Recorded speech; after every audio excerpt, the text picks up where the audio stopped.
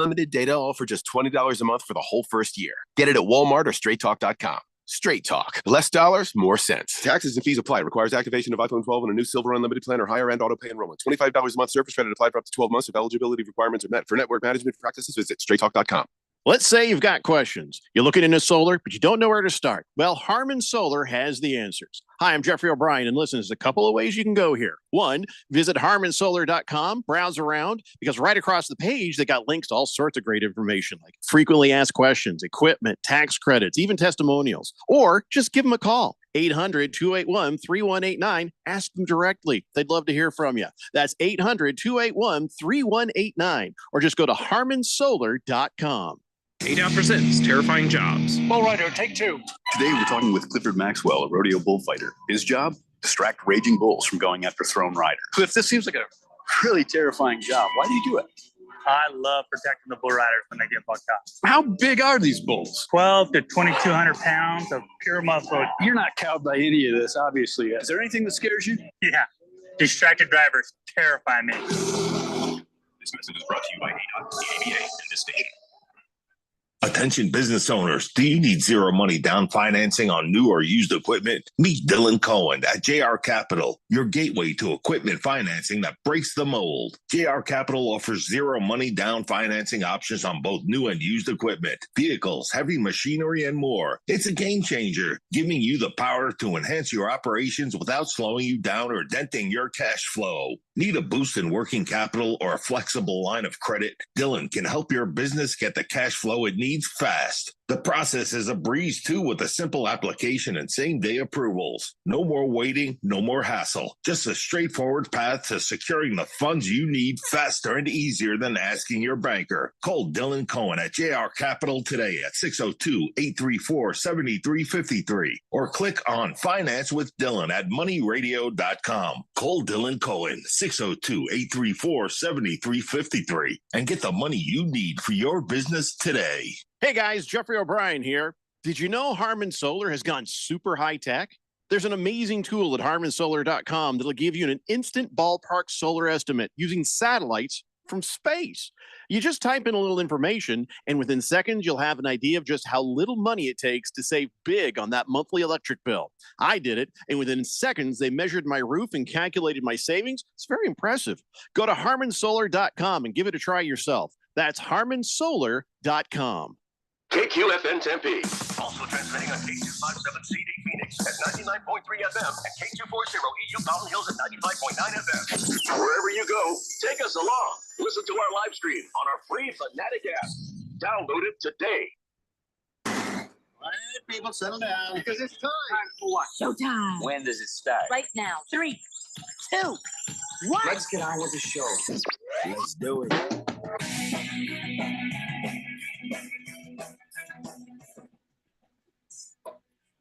Hello, everybody, and welcome to Tuesday, July 2nd, on a Tuesday edition of the Daily Blender here on 1580 and 99.3 The Fanatic as we broadcast live from the Harman Solar Studios in beautiful uptown Scottsdale.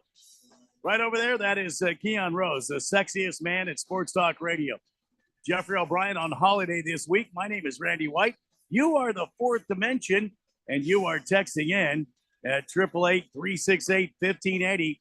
As we broadcast live today, and you are what makes the show go. Lots happening today in the world of sports. We'll get to as much as we can before 6 o'clock tonight.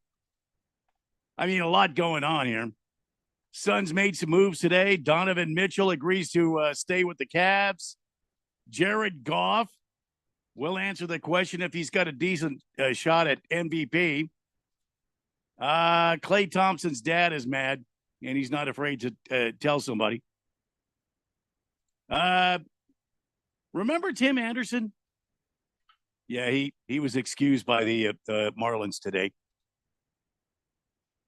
Got a discussion on some quarterback stats coming up in hour number 2.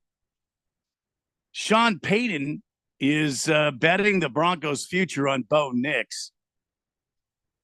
And we'll see if Keon's Texas Longhorns become the most hated team in the SEC. I sure hope so. That's coming up in hour number 3 here on the Daily Blender. Couple of Utah head coaches, one with good news, one with bad news. We'll talk about that as well. But Keon, how was your? So, what did you watch last night? There was a lot to take in. What did you watch last night? What did I watch last night? I watched my Nationals, man, and they lost to the Mets. They did lose. But James Woods, I love this dude already. Yeah, He's everything about it. I mean, his patience at the plate. He was working a full count in the 9th inning, and then was able to get on base. And he's 6'7", long strider. Watching that guy hustle from first to third, there's nothing not to like about him and about the Nationals. And they're young and they're exciting, and they do not have a good bullpen. It's awful, but just watching how much the players care and just lay everything on the line for just game 85 of the regular season. I loved watching it, man. I like these dudes. That Juan Soto trade, as much as I miss Juan Soto and I wish him the best wherever he is, because he's in New York right now, which is tough to stomach. I hate that. Land, yeah. But I can't hate the guy. He helped win a chip, but the returns from that trade just keep coming. Like they just keep finding guys from that trade. Because the Padres gave up everything. Are there anybody left on your team from that championship? That World Series team? Patrick Corbin. Corbin. I think it's just him. Yeah. Wow. Yeah, they turned that roster over because like the ownership group said, "Hey, look, we're not paying to keep everybody, so you figure it out." And that's when they started shipping everybody out. And that's one of those things where you're just like, you win the title. Why don't we run this thing back? But they didn't. They made it very clear they weren't interested in paying for everybody, so they shipped everybody out. And at least I think that the front office is strong enough. They were able to get some players back in return. That I don't know if they'll win another title, but they have a squad that could become something. And I'm James excited Woods, about it. That guy 6'7", 230 pounds, and he can launch it. I mean, wow. And he's not good for you, Keon. Yeah, and he's not just a guy that just hacks at the ball. He's not swinging at every pitch. He's patient. Yeah. He waits. He sees things. I'm just a fan of that. So that's what I was watching last night. 888-368-1580. Fourth Dimension, love to hear from you and what you were watching last night. We had a few texts that came in late yesterday. I didn't get a chance to get to it. And I'll tell you, so as I'm looking at my text screen right now, Ralph has Krabs at 552, Big George at 552, Ringless Joe at 554, Moist One at 556, and then all of a sudden, out of nowhere, Oily Stool at 544 at the very top of the list. Now, someone explain to me how that happened. Late arrivals, I guess. How does that happen to me? We ended the show yesterday with Ralph saying, what's going on with our I'm sorry. Ralph says, I'll watch the Hall of Fame game. I want to see Caleb Williams. And we joked about how many jerseys Ralph was getting for the Chicago Bears. We know that Ralph from Harmon Solar is a big Seattle Sea Chicken fan. And he's got all these different, jerseys, hats, T-shirts, underwear, I'm sure, phony Super Bowl rings, all of this stuff. And then he says he's going to watch the game, the Hall of Fame game, because he wants to see Caleb Williams. Now, Caleb Williams went to Ralph's alma mater, which is USC. But why? I mean, I'm hating it. If somebody went to my alma mater, which is Phoenix College, by the way, somebody went to my alma mater and they're playing for the Bears, I'm not rooting for them. The hell with them. They're on the wrong team, Jack. Yeah, I root for former Longhorns, not my alma mater, but my favorite college football team. and I root for former Chattanooga Mox. That is my alma mater, but I wouldn't buy their jersey though. Is the thing. Well, I mean, Ralph, you know Ralph. That's it's for me. It's like I'll root for you from afar. Hope you do well, unless of course you wind up on one of the NFC East teams, in which case screw you. I can't. If the Bears were to go to the Super Bowl and not his Sea Chickens, what do you think he's going to wear into the station? He's going to wear a Bears jersey, either the home jersey, aware jersey, or the Color Rush jersey. I assume he's getting one of each. That's the assumption. He's going to get. You don't think he's going to get that bright orange? Oh my God! Yes, he's I not do. Do that. What, he already wears the Seahawks highlighter green one. He already doesn't have taste. Of course, he's going to wear the hideous orange Bears jersey. I am very confident. I just can't see that. I'm sorry, Ralph. Wouldn't you wear that? Ralph is too classy of an individual to wear that orange Bears. He's already walking around in highlighter yellow.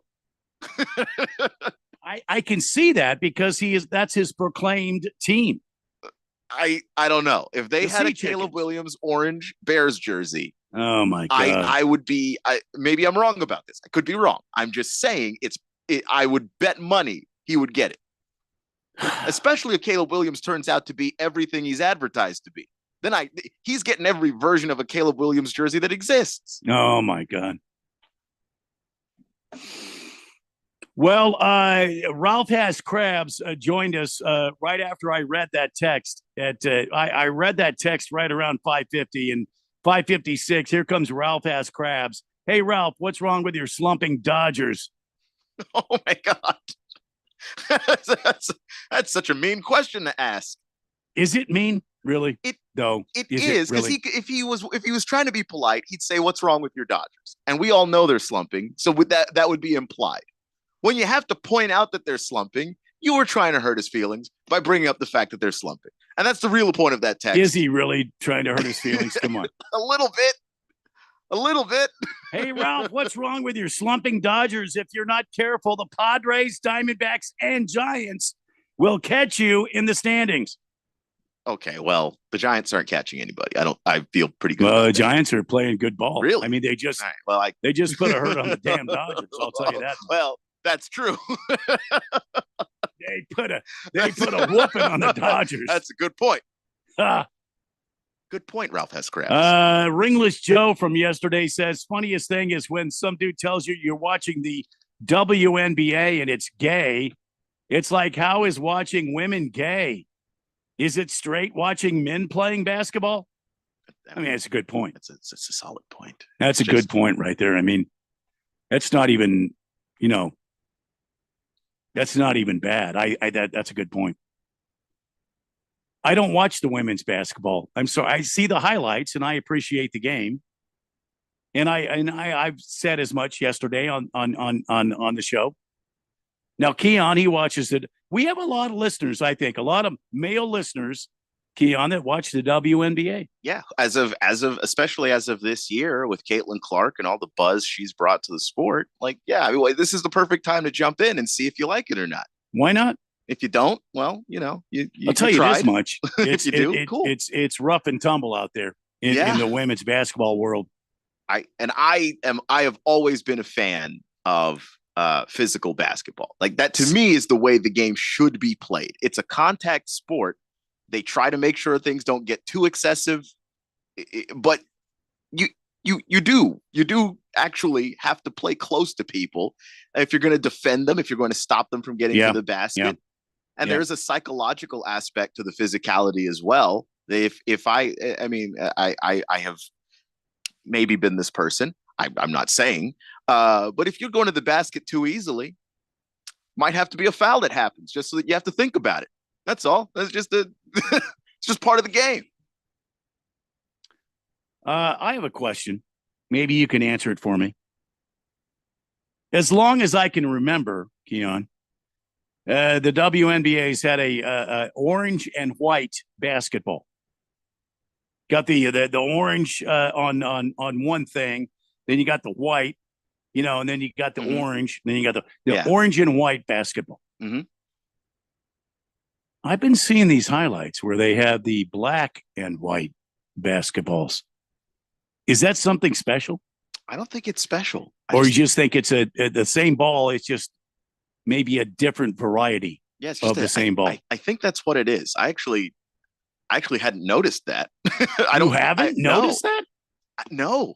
Some games have, for the ladies, I have noticed in these highlights that I'm forced to watch on the ESPN when I watch the Sports Center, which is part of my routine in the morning. Mm-hmm. I get up, I watch the Sports Center to see if something has happened overnight, and I'm seeing some of these WNBA highlights. In some of the games, they have this black and white basketball. I'll look into that and see if there's something there. I didn't notice, but also like that's just probably me not being as observant as I could be. But yeah, no, I think that's interesting. I don't know what that would be for. I haven't heard or read anything about that, and so I don't think it's for anything special. But maybe it is, because that league does a bunch of things all the time. So Pinocchio says they use a different ball for the in-season tournament. What? Okay. Yeah, that's right. In-season tournament games? Yeah. For the WNBA? Yeah. I thought that was the Commissioner's Cup. It is the Commissioner's Cup. That's not the in-season tournament. That's the Commissioner's Cup. Is it not? Yeah, but it is an in-season kind of deal. And so Pinocchio, you're telling me that makes sense, I guess, that on these special games, these in-season games that are playing for the Commissioner's Cup, that the ball is black and white. That's what you're telling me. So that if you just happen to be dropping in, you know you're watching one of those games as opposed to... Oh, I see. Okay. Another one. Yeah. Interesting. I did not know that. Thank you, Pinocchio. Moist One texted in before we got off the air last night. I'm sure something dirty. Yeah, well, I don't know, and I don't remember what we said. But here's what Moist One said last night at 5:56. She gave the old switch, stop, reach around. Oh man, I don't know the context of that anymore at all. Yeah, I've lost the plot on that one. Stop, reach around.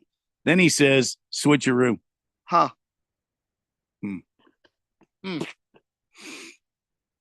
I don't know what the hell Moist One was talking about. Do you? It sounds dirty, but I actually don't know. I don't know. Because I don't remember what he was responding to. Oily Stool says, put your phone down while you're eating. Who's he talking to? That's a line in one of the commercials that airs on this fine phone thing. It's one down. of our PSAs. Yeah. Put your phone down while you're eating. You know, it's a little kid that says it in one of the commercials. Yeah. Put your phone down while you're eating. All right, so we're caught up there. Jeez. Cabana Phoenix says girls use a hashtag ball men #7. I have big balls. I don't know what the hell that means. Cabana Phoenix. Girls use a hashtag ball men #7, period. I have big balls. Well, I mean, AC/DC it did a song about big balls. That's true. Is he quoting? Now he just says #6. Cabana Phoenix just sends in #6. I don't know what that means. I just don't know what that means. The hell does that? What are we talking about today? Who can say? Honestly. I mean, I asked the question about the black and white ball that the WNBA uses during games, and Pinocchio says that's for the in-season tournament, the Commissioner's Cup, which is a good answer. It's very helpful. Why do they call it a Commissioner's Cup? Why wouldn't they call it the Commissioner's Trophy? You got me there. I don't know. Commissioner's Trophy in-season tournament. All right. You got me there. I don't know why they just don't. I mean, I kind of dig the fact that they're using like an orange and white ball.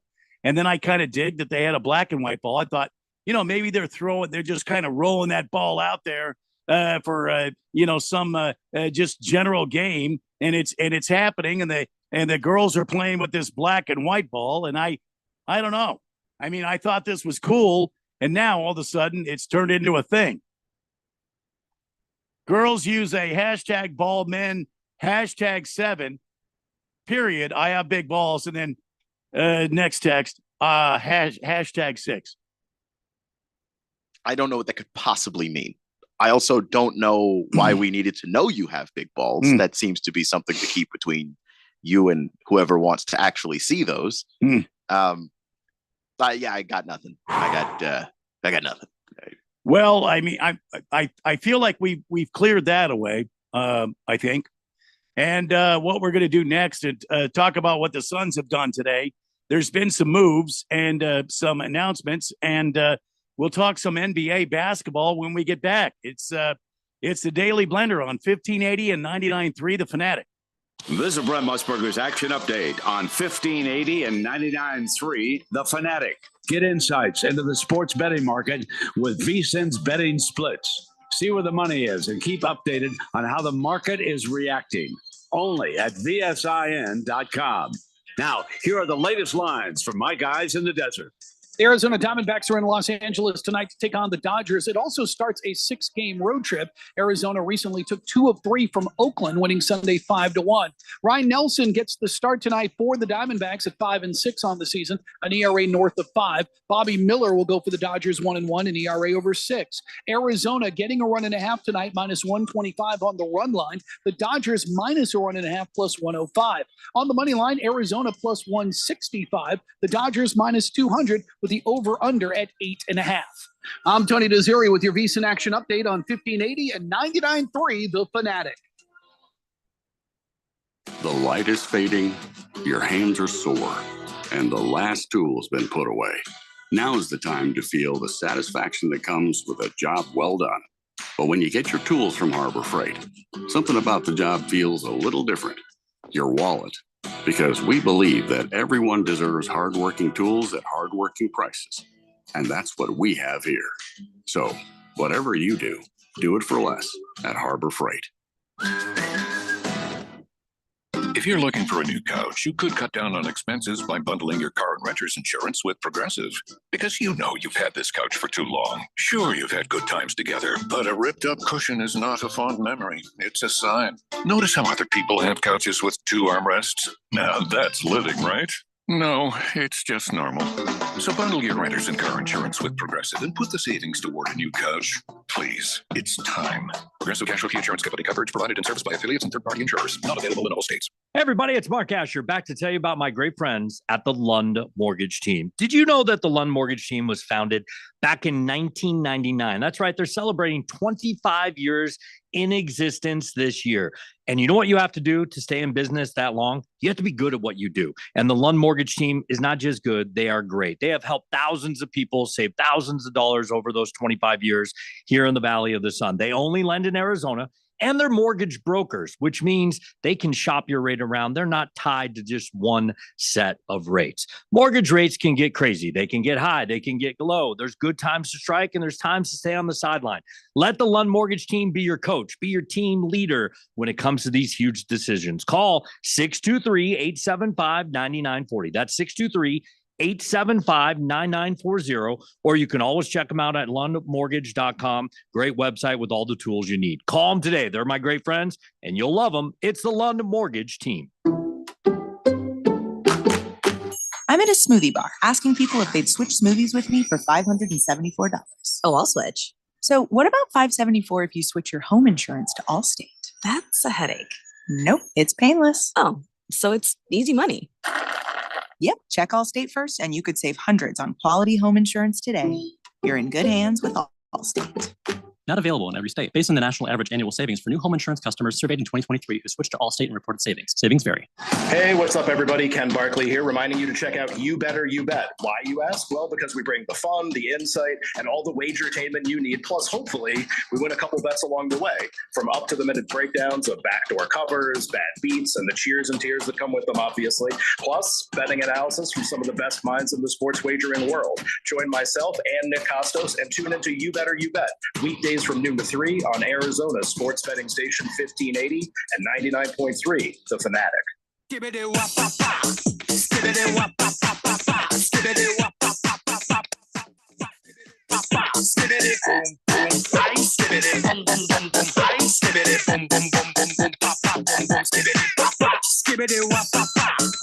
Wow. What a way to come back from break. It's the Daily Blender on 1580 and 99.3, The Fanatic. Diamondbacks in action, as you heard, going into the break tonight against the Dodgers.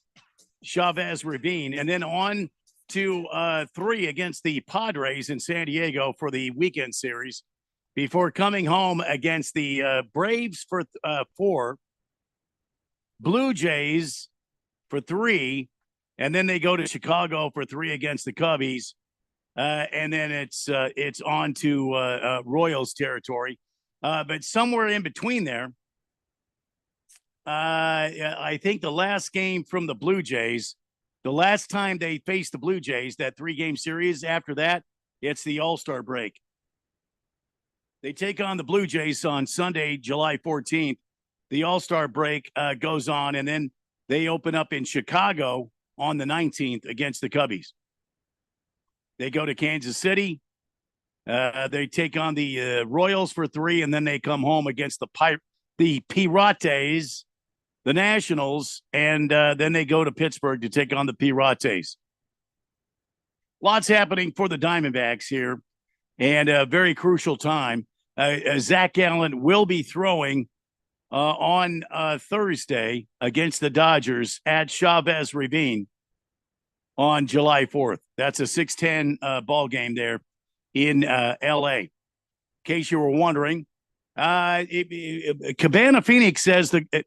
Now, keep in mind this has been a confusing series of texts from Cabana Phoenix. First, he says the WNBA girls use a hashtag ball men, hashtag 7, I have big balls, hashtag 6 was his next one. And then he hits us during the break with girls ball Smollett. I'm pretty sure he meant smaller.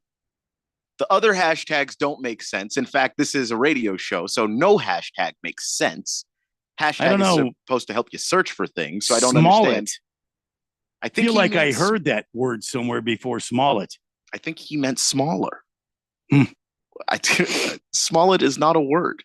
It is the name of a liar, but not a word. Girls ball Smollett. The ball can't be lying. Now the R is next to the T on the keyboard, I think. So I think he probably just meant smaller. I would, if I were him, I would wait. I would either call some medical professional because he's having a stroke, stroke. Yeah. Whatever drugs are in his system, might want to wait for that to die down, get out of the system before sending more texts. You have clarified nothing. Cabana. You have made this more confusing with every sentence you send this way. I'm just trying to help. Just trying to help. Cabana, you're a longtime listener. I'm worried. I'm worried for you. He's just never texted anything that confusing before. I'm trying to understand. Also, if you are attempting to send texts while driving, do not do that. I cannot stress how I could see that. Yeah. Yeah. You can also send bad texts, but you could also injure somebody, get into an accident, and/or hurt yourself, or worse. So please just don't do that. Girls ball Smollett from Cabana. You guys, you need to remember. What if the next text you send is the last text you ever send? Make sure your spelling is correct. I don't know why. This is my mom's logic, by the way. If you send a text, do you want people to know the last thing you sent was misspelled? That is wisdom right there, Keon. Yeah, no, I'm not saying she's wrong. I'm just saying that is a thing that she said on perhaps more than one occasion. I text my mom like I'm writing an essay. I had to proofread that thing. Cite my sources or whatever. See, I think that's good. Take a moment to read your text before you send it. Yeah. It's kind of like being in a wreck with dirty underwear. You know what I mean? Yeah. Do you want the last pair of underwear you wear to be dirty? Also accurate mom logic. You just see what I mean? Yeah. Just if you die. Now, to me, you don't want to have soiled underwear if you die. You see what I'm saying? Now, it sucks that Bill Cosby's the worst human being because his one joke about not understanding when moms say that, because if you get into an accident, that's usually what happens to your underwear. Yeah. First you say it, then you do it. Yeah. So, I mean, you're gonna have soiled underwear. It doesn't really matter what you do. If you get into an accident that bad and you saw it coming, you have soiled underwear. It's just what's gonna happen. I mean, I appreciate that logic, but wow. 888-368-1580. Text line. Parlay J says, I always spell check before any impending accident. Well, see, that's a good person right there. You should spell check just in general. That way, because if it's an impending accident, you may not know that it's coming. It's not like that's why it's an accident. You don't know that it's happening. You just spell check, just in general. Then you're good. 888-368-1580. The Phoenix Suns made some moves today. I know Jeffrey, before he went away on holiday, he was worried about the Phoenix Suns getting some sort of a point guard situation going, since we did not have one, in his opinion. Former Denver Nuggets guard Colin Gillespie agreed to a two-way contract with the Phoenix Suns. That was yesterday, according to Woj. That follows up on a team's plans to add a young, true point guard, which they didn't get in last week's NBA draft, as widely anticipated. Gillespie is one of the Suns' new two-way players, alongside 6'9" forward Jalen Bridges from Baylor. Undrafted free agent. So we got another wing and we got a point guard. Both of them are going to play on a two-way contract, both between the G League and the big team. How do you feel about this, Keon? Is this going to be a help for the Suns? I don't see how it can be anything but that, just because they need depth at the position of point guard, a position that I'm sure they're not done shopping for. I keep hearing that they're very interested in trying to bring in Kyle Lowry, which I think would be a good addition for them. I think Kyle Lowry at this stage in his career, a little injury prone. So, hey, why not get a guy who can be essentially a backup to the backup? That's what his job was when he was a Denver Nugget. He only was there for one season, but he's a guy that has clear potential. I think he was on their G League team. He averaged nearly a triple-double in the G League. I think it was like 22 points a game, 10 rebounds, and then 10 assists, and then 9.5 rebounds. So he was almost at a triple-double for his G League season. The Suns are bringing him in on a two-way contract, so he'll be playing for the G League team here as well.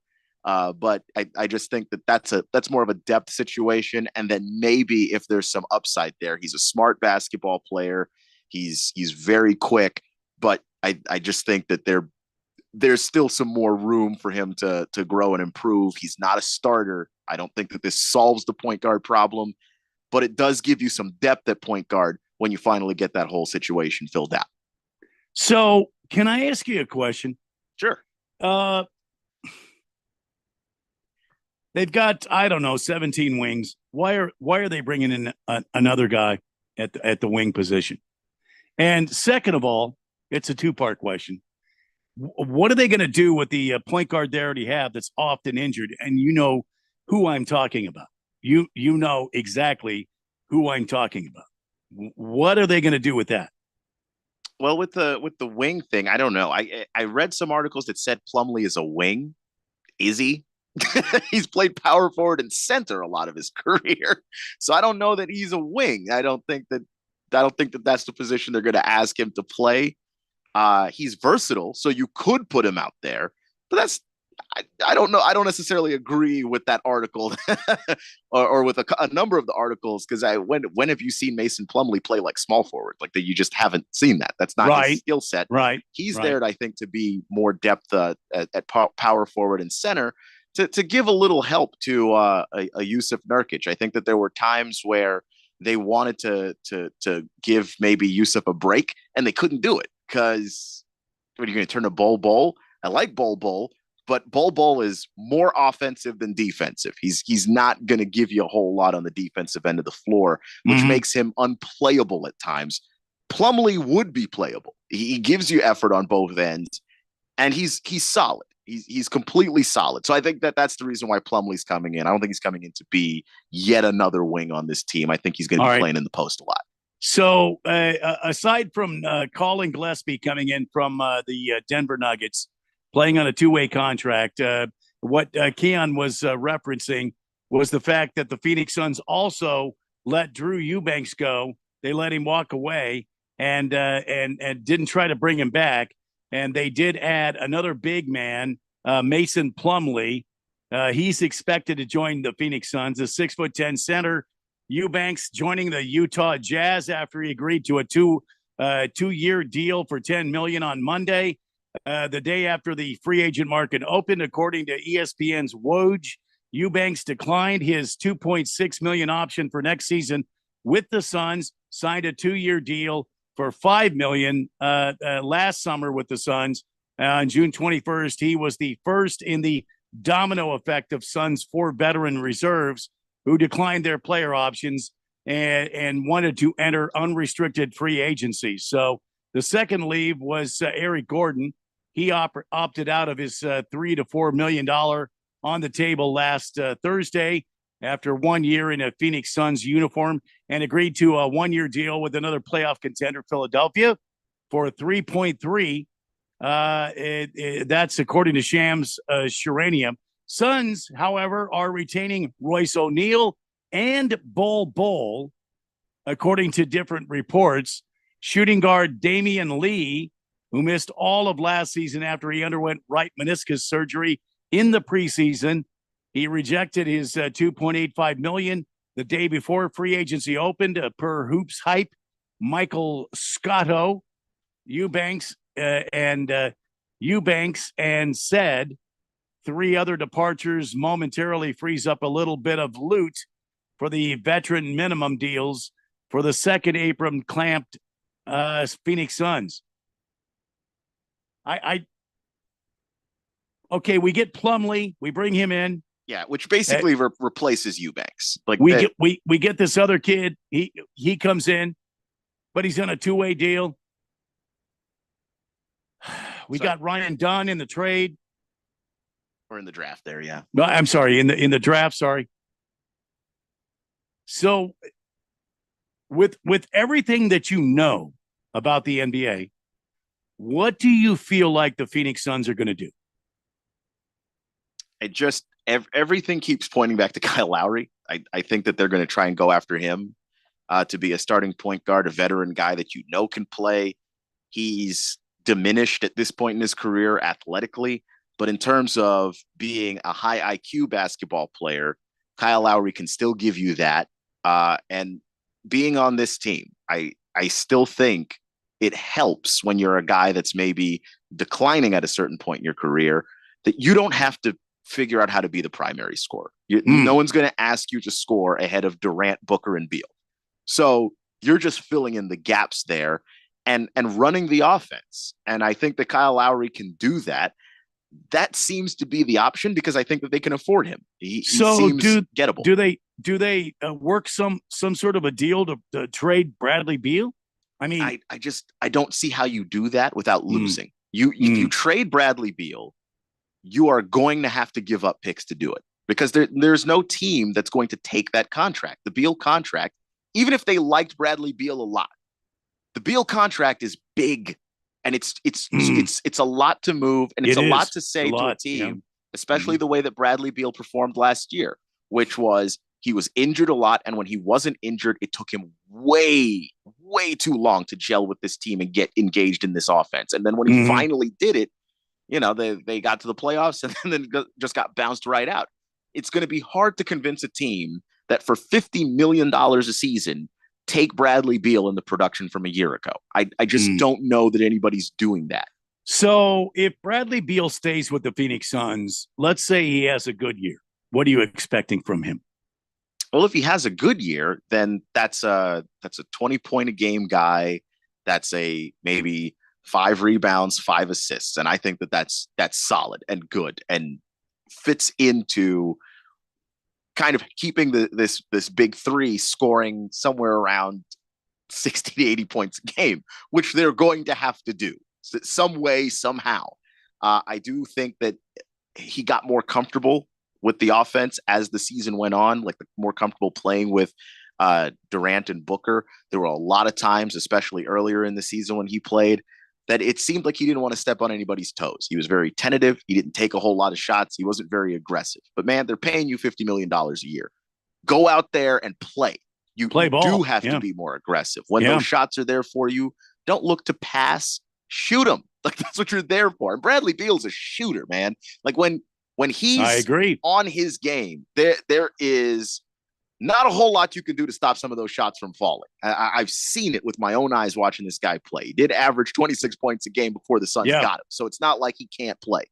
I just think that he just didn't know where he belonged on this team and belonged in the offense. And maybe that was just a function of him being a little too timid and a little bit of Vogel's just not an offensive guy. So if you're out there and you're not sure where you fit in, I don't know that he's necessarily the guy that's going to figure it out. I think Budenholzer is going to have an easier time figuring out what to do with Bradley Beal and where to play him. And, maybe he's not playing well with the starters. All right, we'll have him come off the bench with the second unit. Like there are definitely things for that you can do. $50 million a year, we're going to have him come off the bench?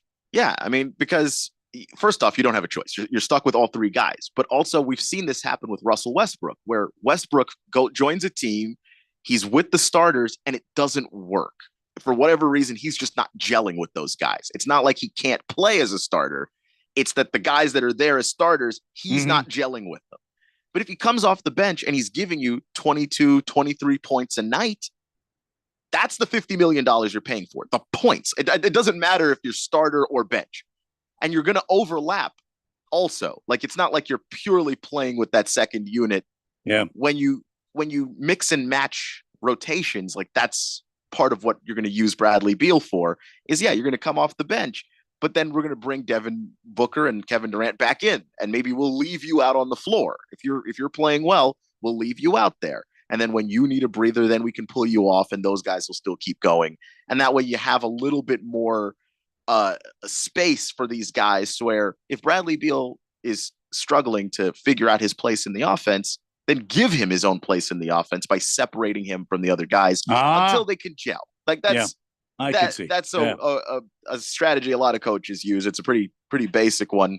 Very weird. Vogel didn't never quite figured it out. I think Budenholzer is more of an offensive-minded coach, don't you? Yeah, I mean he is. Like that's his specialty. He was in San Antonio with the Spurs, especially in 2013 when the Spurs offense started becoming this more positionless, the ball's moving around, everybody gets to touch the basketball every possession until we find the open shot and wear down the defense. And then when he got his job in Atlanta, it was a similar situation where he didn't even have stars on that team. I think his best player was Paul Millsap. He had Kyle Korver. And then they went to an Eastern Conference Finals. They did get swept by LeBron, but that's going to happen when you don't have stars. But he was able to do that with a roster that didn't have stars. Yeah. And then he was able to go and do a similar thing in Milwaukee. So he's got a proven track record of getting the best out of guys offensively. And I assume he's going to be able to do a similar thing for Bradley Beal. I think it's going to be exciting to see the Suns this year. I'll be honest with you. I think Mike Budenholzer and whatever James Jones decides to do with the Phoenix Suns, I think it's going to be exciting. One way or the other. And I think that James Jones has been very smart in this offseason so far. A lot of people are saying that we failed in the draft and this and that. I don't think so. I think James Jones and the front office brass have an idea, a plan in mind on what they want to do. I talked about it on Without Interruption on Saturday that I don't know how the Suns could have failed in the draft. They were 14th in the league defensively. Mm-hmm. Nobody that was finishing in the Western Conference and Eastern Conference finals was below 7. So you just have to get better defensively. And they drafted literally the best defensive player in the draft. So how is that a failure? He found the weakness and he filled it. He fixed it. So I'm trying to figure out what the problem is. That's why I don't pay attention to these power numbers and all this BS that the writers are putting out. I want to know what the teams are actually doing. That's why I love not worrying about what the writers say on Sports Illustrated or ESPN or the rest of these guys, even CBS. I just feel like they're just kind of assuming. Yeah, take it with a grain of salt. Like they have knowledge and information, but when you're covering 30 teams in a league, some things are going to slip through the cracks as opposed to the people who are covering that team every day, and that they're not covering it every day. So there's a little assumption being made. I agree. All right. Well, let's take a break. When we come back, more of your texts at 888-368-1580. We're going to continue our discussion about the NBA and what the Suns have done today. And do the Lakers pursue DeMar DeRozan? That's a question I have for Keon. We'll answer that around the corner on today's edition of the Daily Blender on 1580 and 99.3 The Fanatic.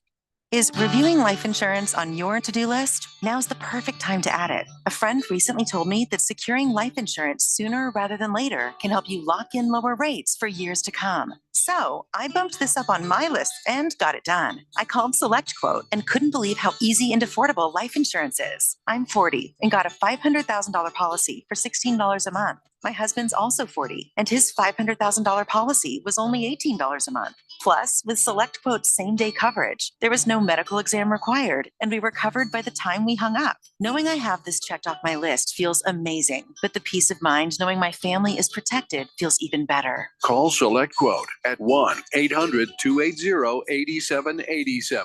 That's 1-800-280-8787.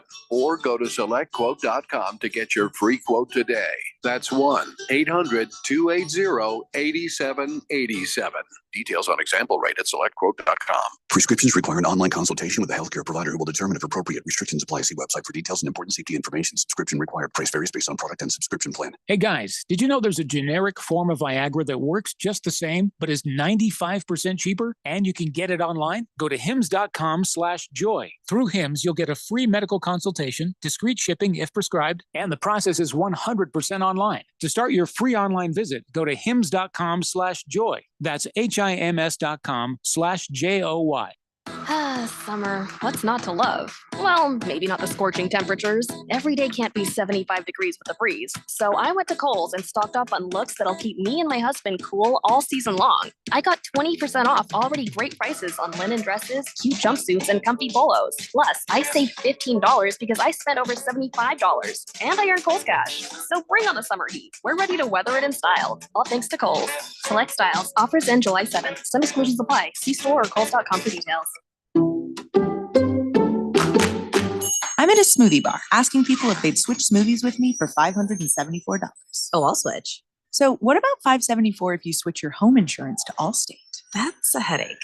Nope, it's painless. Oh, so it's easy money. Yep, check Allstate first and you could save hundreds on quality home insurance today. You're in good hands with Allstate. Not available in every state. Based on the national average annual savings for new home insurance customers surveyed in 2023 who switched to Allstate and reported savings. Savings vary. The Arizona primary election is on July 30th, 2024. Voting locations are open on Election Day from 6 a.m. to 7 p.m. All qualified voters need to show ID. Still have your mail-in ballot? Return it at any voting location or secure election drop box. You can also check the status of your early ballot, see voting locations, and review accepted IDs by visiting Arizona.vote. That's Arizona.vote. This message is sponsored by the Arizona Secretary of State's office. 1580 and 99.3 The Fanatic. Arizona's new home for sports.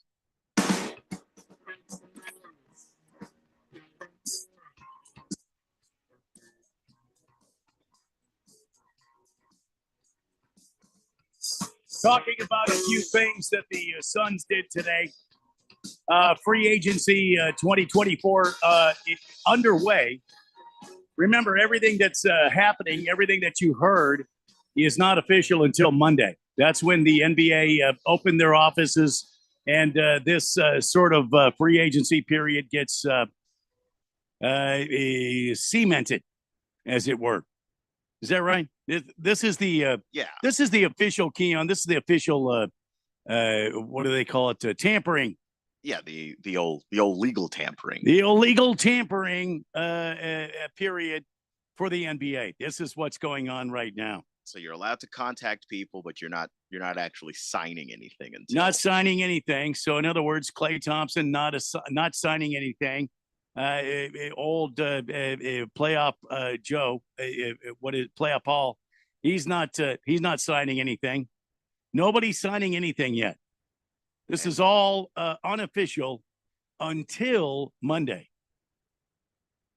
when the offices open up, right? Yeah. So it's the official start of the new league year and all that stuff. So I do think that with some of these teams, it rarely happens somebody agrees to something like this and then they back out, but usually about, I'd say over 99% of the time, if it's reported that it's going to happen, it usually goes down.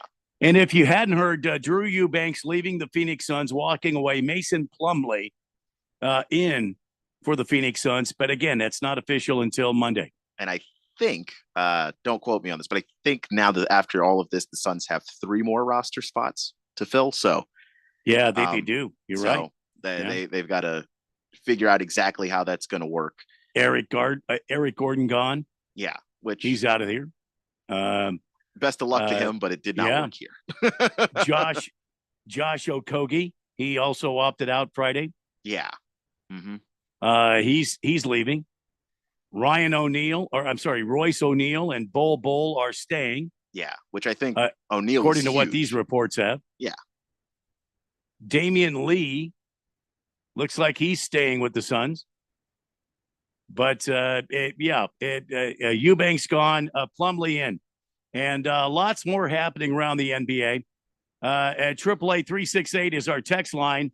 Okay, Cabana Phoenix trying to explain what he was meaning when he says girls use #ball men 7. I have big balls, number 6 or #6. And then he says girls ball Smollett. And now he says, yes, driving. Hashtag means number. So girls use a number 6 or smaller when men's a number 7 size or larger. I always use larger ball. I watched my 2 WNBA games. I'm done. Never will I have 15 years like Keon. What the hell did that mean? I think if I'm deciphering correctly that the girls use a smaller ball than the men do. Yeah, we already know that by an inch. That is not what the hell we were talking about. We were talking about the color of the basketball. I don't know how he managed to get over there by himself because nobody asked him that. So there's that. Second, you watched your 2 games and you're done. Yeah, that's too bad for you. Yeah, too bad for you, Jack. I appreciate you giving it a shot. And is his name Jack? I don't know. I don't know. I don't know either. I appreciate you giving it a shot. Yeah. I never expected anybody or everybody to like it. There are some people who have to see dunks or they're just not interested or entertained or whatever. Cool. Like I don't know what you want me to tell you. Give you a pat on the back, a cookie and a glass of milk for not wanting to watch for another 15. You made a choice that was for you. It's not for you. My dad used to tell me this all the time. It's a piece of advice that I have kept personally. Good. Everything is not for everybody. If it's not for you, it's not for you. The thing that annoys me is guy who is way too proud to let me know that he doesn't watch the WNBA. Why not just stop? Just don't watch it. Like everybody doesn't have to know that you don't like it. Yeah. Randy's just like, I don't watch it, but I see the highlights.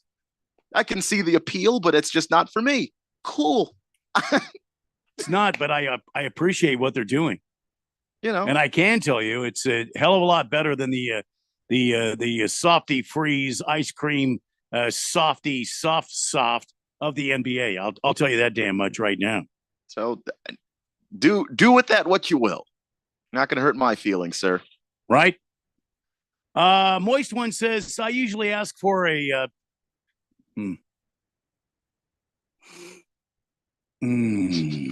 And watching Cecil try to sleep, and your puppy is just like, "Do you want to play?" he's already destroyed one of my cables over here, and I've had to take that away. Oh no, he's trying to get Cecil to play, and Cecil is like, "I need this nap now." He likes to bite Cecil's ears to get him going, and then Cecil gets going, and then he just runs away. So he's the typical little brother. Yeah. All right. Big T says, have a good 4th, fellas. And let's just remember the Vols are baseball national champs, America. Yeah, man. I think the Big T, I don't see any former text from him. It might be his first text since we switched over. I think the big is. Do you remember the Big T from another text? Because I don't. I don't. I think he's a new texter. Oh my God! It's really loud. That is just my eardrums are gone. I'm sorry. No, you're good, man. Sorry about that. I think the Big T is a new texter here. Have a good 4th, fellas, and let's just remember the Vols are baseball national champs, America. Hiring that Tony Vitello was a great hire for them. Like that first season with them was like, okay, they got something special, but to be champs so fast, I think they built something really good. Tell you, he's not going to be national champs at Texas A&M because of that ban. Because of their backstabbing coach, Yeah. who's a Longhorn now. I gave up everything to be here at A&M. I'm not gonna answer. You're selfish. I'm gonna be the coach for. Hey, guess what? I'm the new coach at Texas. The next day, you know what makes that more insulting? I was reading the deal was in place for weeks. Oh my gosh! He knew long before. He didn't just switch because they lost. He knew a long time ago he was leaving.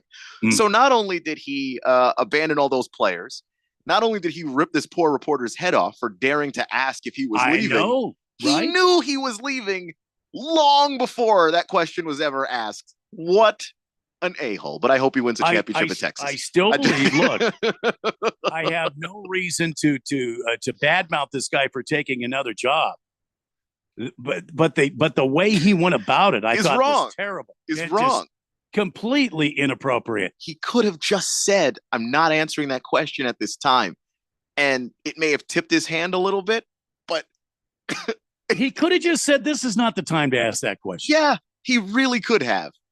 But no, this he said, is not the time to talk about this. I took this job to be the coach for a long time.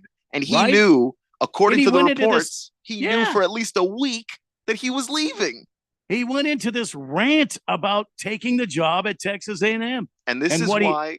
Give me a break. I know that people don't like the transfer portal, and it has made things very weird with college athletics, and it's made recruiting a pain in the neck.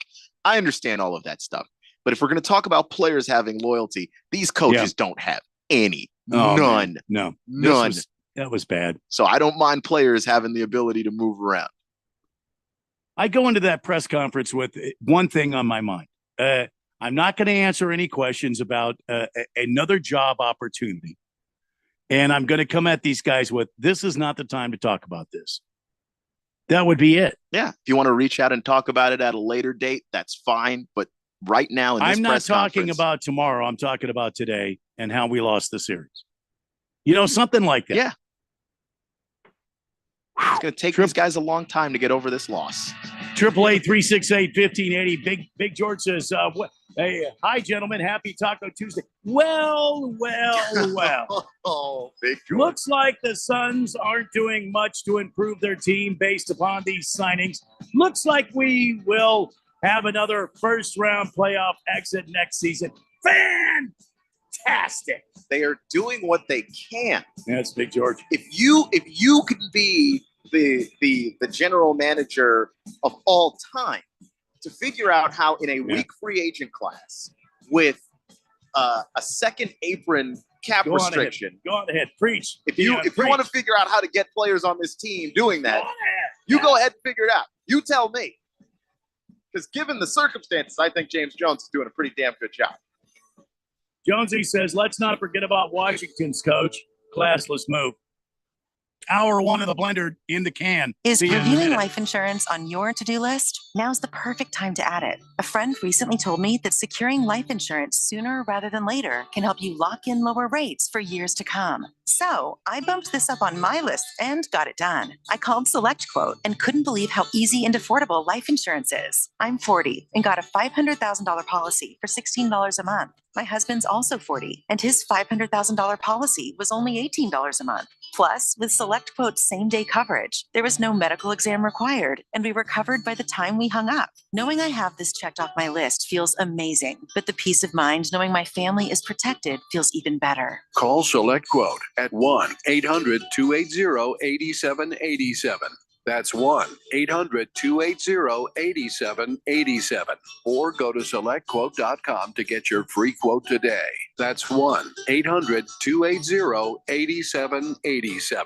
Details on example rate at selectquote.com. Wesley Financial Group is not a law firm. If you own a timeshare, don't miss this public service announcement from Chuck McDowell, founder of Wesley Financial Group. If you receive an unsolicited phone call or mail piece to discuss selling, renting, or especially canceling your timeshare, don't fall for it. If you really want out of your timeshare, hang the phone up immediately or throw that mail piece in the trash and contact your timeshare resort or Wesley Financial Group for assistance with your timeshare. As the only Inc. 500 timeshare cancellation company, our knowledge, experience, and results has made Wesley a trusted resource for over 40,000 families we've helped get out of their timeshare. Give us a call and I'll send you our timeshare exit information kit free with the straight facts about your timeshare and all of your options for cancellation. Call for your free info kit, 800-786-9300, 800-786-9300, 800-786-9300. Celebrating 30 years of AmeriCorps in Arizona looks like more than 27,000 members, 29 million hours served, nearly 75 million in scholarships, millions of lives changed. When you sign up for AmeriCorps in Arizona, you make a difference.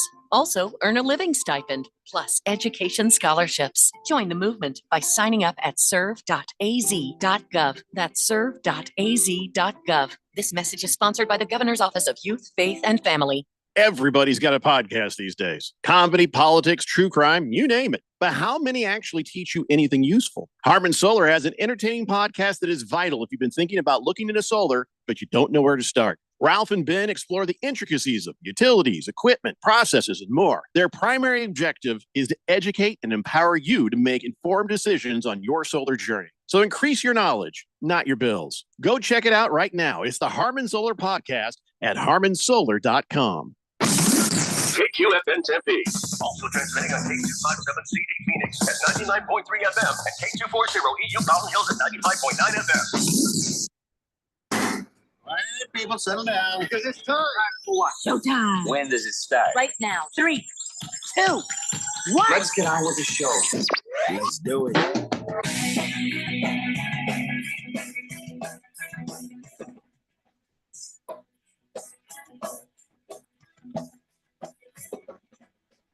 Welcome, everybody, to a Tuesday edition of the Daily Blender on this July 2nd. As we broadcast live from the Harman Solar Studios, beautiful uptown Scottsdale. Jeffrey O'Brien on holiday right over there. That's the sexiest man in sports talk radio. That's Keon Rose. My name is Randy White. Grateful to be here today. And last hour, we talked a little bit about the Suns during free agency and what they're doing. Big George texted in at 888-368-1580, which is where the fourth dimension texts in. Big George talking about the Suns not doing anything during free agency. And, of course, Keon, shut him down. I just disagree. Close the door on him. Just slam. We all knew what the Suns were going to be able to do and not going to be able to do. We talked about it on this show before free agency started. We talked about the cap, the cap that you can go over the cap You can reach a level of first apron restrictions. You can reach a level of second apron restrictions. The Suns are well beyond that. So there's a series of restrictions on what the Suns could and could not do. They were never going to be able to sign a Paul George or a Klay Thompson or make a big splash. I don't think the Suns want a Paul George or a Klay Thompson. Well, to be honest with you, I mean, but a DeMar Paul George would have been nice, but a DeMar DeRozan. Yeah, but you can't afford him either. Like, it's going to be minimum salaries for whoever it is you try to add. So those are the players you go after. Does it have to be minimum? Does it have to be? It kind of does, just because there's I forget exactly what the number is, but you can't sign a player to some of these massive contracts because the CBA kicked in last year that made this so much more restrictive.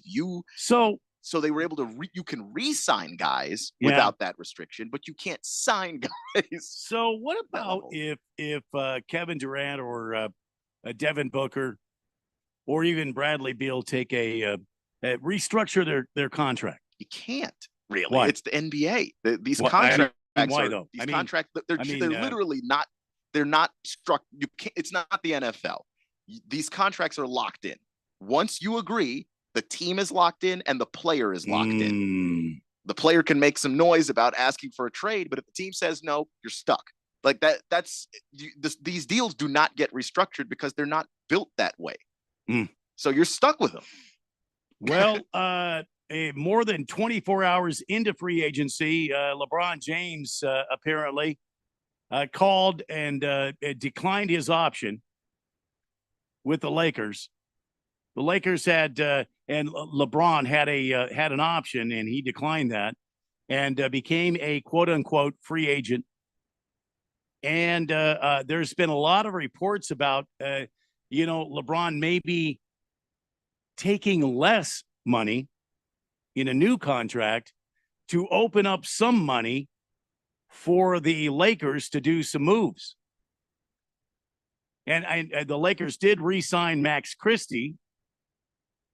But they were pursuing guys like Klay Thompson, Paul George. We all know about the phone call from LeBron to was it Klay or Paul? It was Klay. Yeah, Klay Thompson in the middle of the night, and Klay Thompson ended up going to the Dallas Mavericks, which we'll talk about that in a minute, a little more.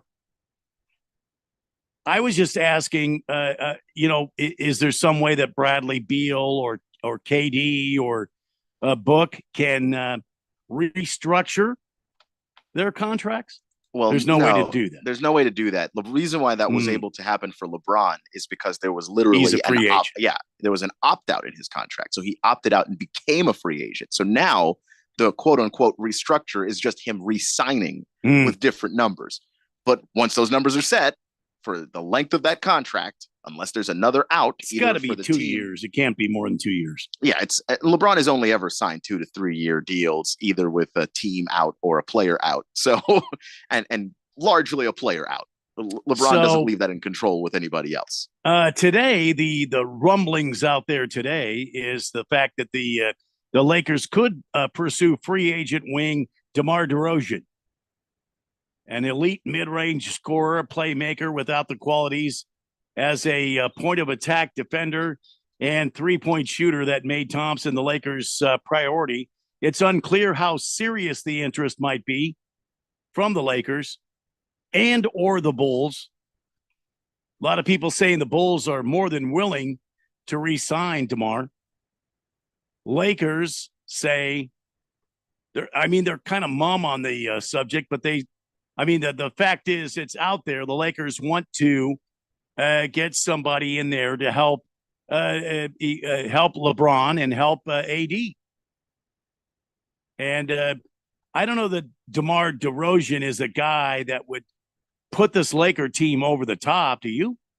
I don't know either, because I just don't know how well he fits. He is a guy that needs the ball in his hands to be effective. And I have seen it over and over and over again. Those guys tend to struggle playing with LeBron, who also needs the ball in his hands to be effective. And LeBron needs it a whole lot more because LeBron ends up becoming your point guard a lot of the time. And the Lakers, until I see an actual human being play point guard at a high level on both ends of the floor for that team, I'm assuming the point guard's LeBron. So I just don't know if that's going to necessarily gel. I know we have a lot of Laker fans out there. What do the Lakers do next? I mean, LeBron's willing to take a cut, quote unquote, a cut in pay to bring in. And what could you see the Lakers doing next? Since they lost out on the, on the Paul George and the Klay Thompson deal. Which, by the way, Klay Thompson was a big,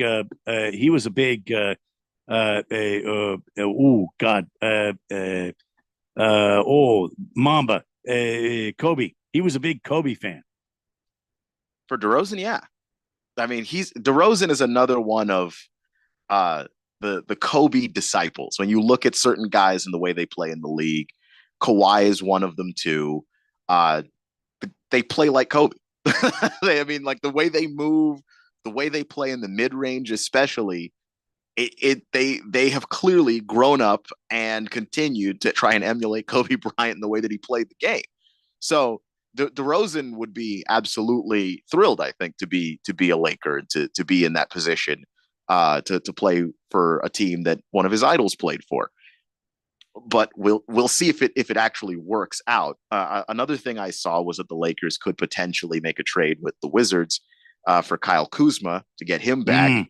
Kuzma is a much different and a much better basketball player than when he left LA. And he's a much more reliable offensive player, and he does, for finally in his career, give effort on the defensive end. He's not an all-NBA defender, but he is a good quality defender who's going to hustle and stay in front of his guy to the best of his ability, which I think the Lakers will take. Just somebody to take some of the scoring load off of LeBron and off of AD. The reports are that the most the Lakers could have been offering anybody at this point, including DeMar DeRozan, was a full mid-level exception, which could be for 4 years, beginning with the starting salary of 12.8. I don't know that DeMar is going to make a move for 12.8 to start. Yeah, I mean, the Lakers are in the same place financially that the Suns are in.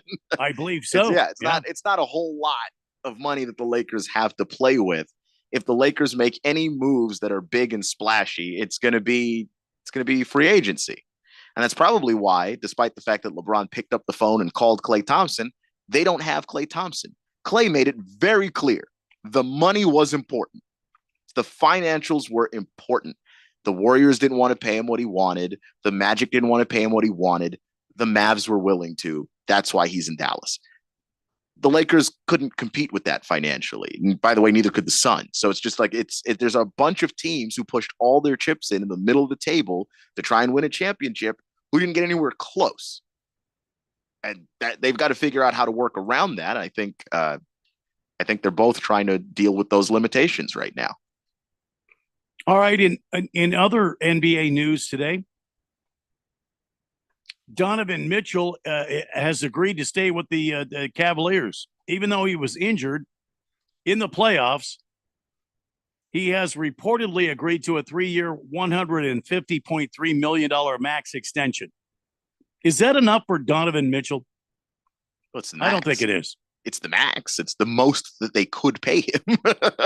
So, and because they were the team that he became a free agent with, if he were to try and go somewhere else and get the max contract, it would be less money. So is Donovan Mitchell worth more than that? Yeah.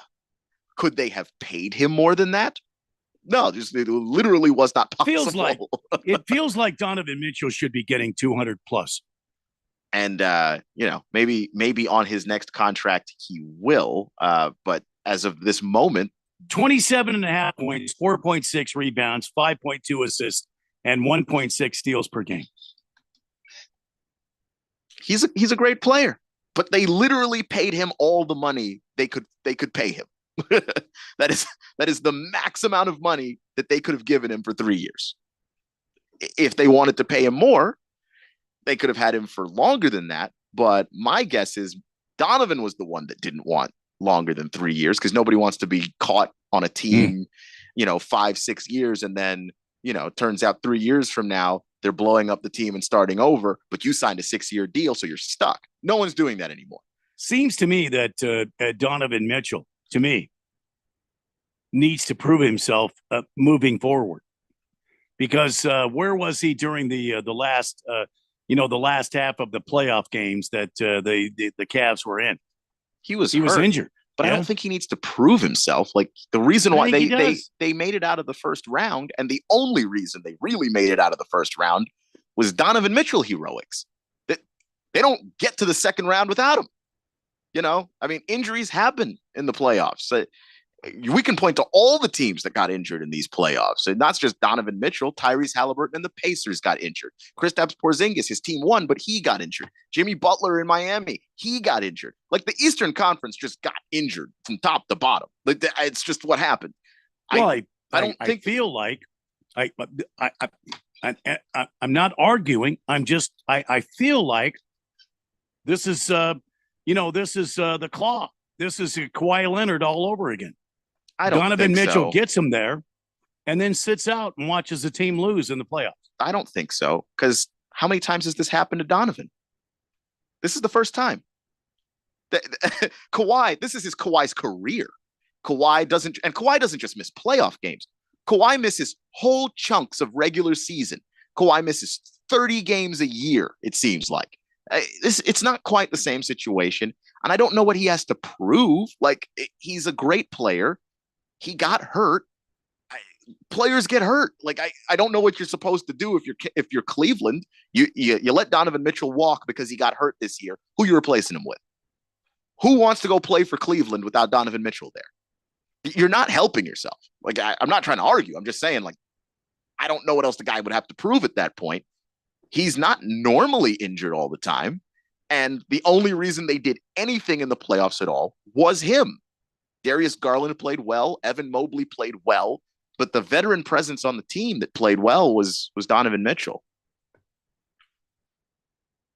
I don't know. Like, what? Like, if you let Donovan Mitchell go, and this is what I always say, if you think that a player needs to show you more, what's your replacement plan for that player? When they leave. No, I get what you're saying. And I don't think you can do much better than a 27-year-old Donovan Mitchell. What's to say going down the path of playoffs again next year? And Donovan's it's a risk, but that's pulled my calf. But that's a risk for everybody. Oh, I've got a hamstring. That's true for Devin Booker. Would you hesitate to pay him? Yeah, probably. Devin Booker. I would. Booker has the hamstring that he deals with every year. Durant has 2 bad lower leg injuries. Like, everybody's going to get hurt. It's a game where you run 3 miles a night for 82 games and then do playoffs. I get it. The chance of injury in that sport is always high when we're talking about leg injuries. So I don't know what more you could ask Donovan Mitchell to do. It's not because he's lazy. We're not talking about a DeAndre Ayton. But you can't ask him to do that because that's not his choice. I think you should ask him to be healthy. He takes care of his body. So, like, what else? This is not a DeAndre Ayton situation where it's like, what could you ask the guy to do? And you go, try. You could ask him to try. Like, Donovan Mitchell's not that guy. He's a hard worker. He busts his ass, and I think that he deserved the money that he got paid. All right. I'll go with you. If he was one of these guys that was always injury prone, like he was never healthy, I'd have some questions. But with him, that's not the case. So it's already known news that Klay Thompson intends to sign with the Dallas Mavericks as a free agent, and he was. We talked about this yesterday. Klay Thompson agreed to a 3-year, $50 million contract with the Mavericks, but there's somebody that's not very happy about this. Michael Thompson, his dad, former Los Angeles Lakers star. Another one of the great shooters in NBA history. Told Sirius XM NBA radio on Tuesday. That's today. He was less than enthusiastic about this. He says that, because I mean, obviously it's Clay's decision.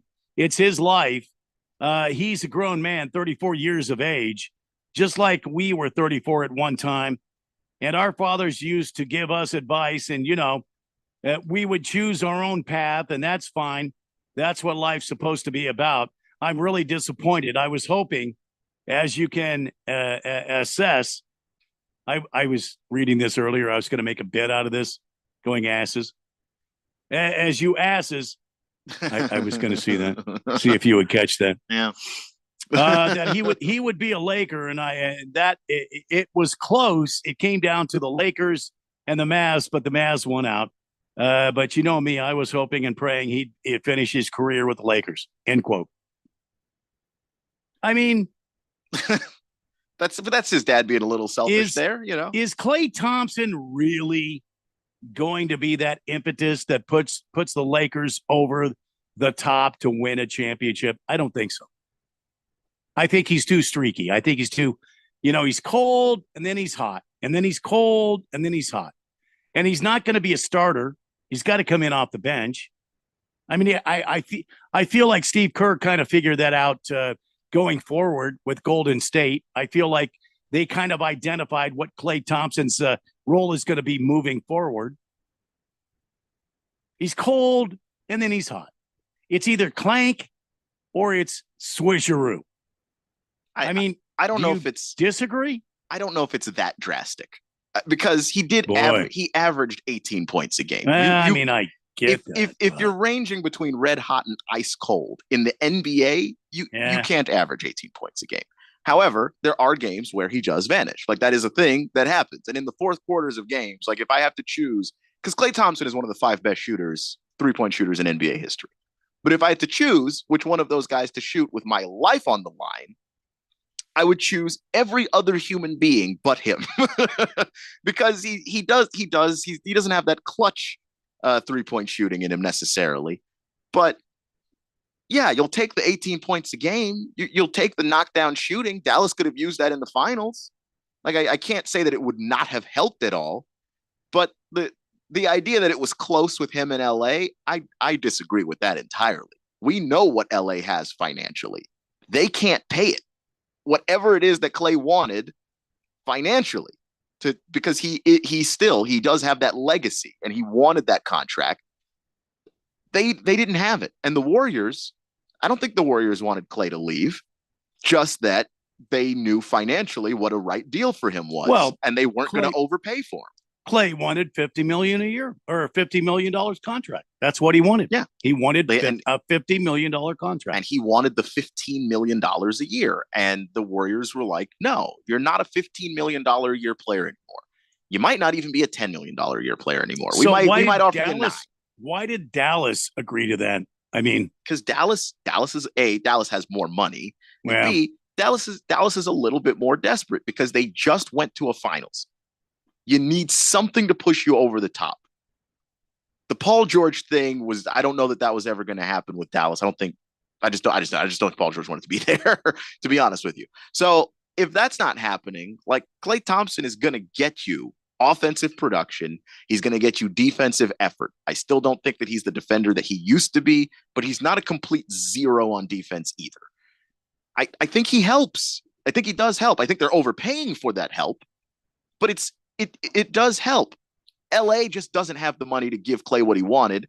$15 million a year, in my opinion, is too steep for Klay. I wouldn't pay it, but I understand why the Mavs would. Like, I don't think that they wanted to go back into next season without some kind of improvement on the floor.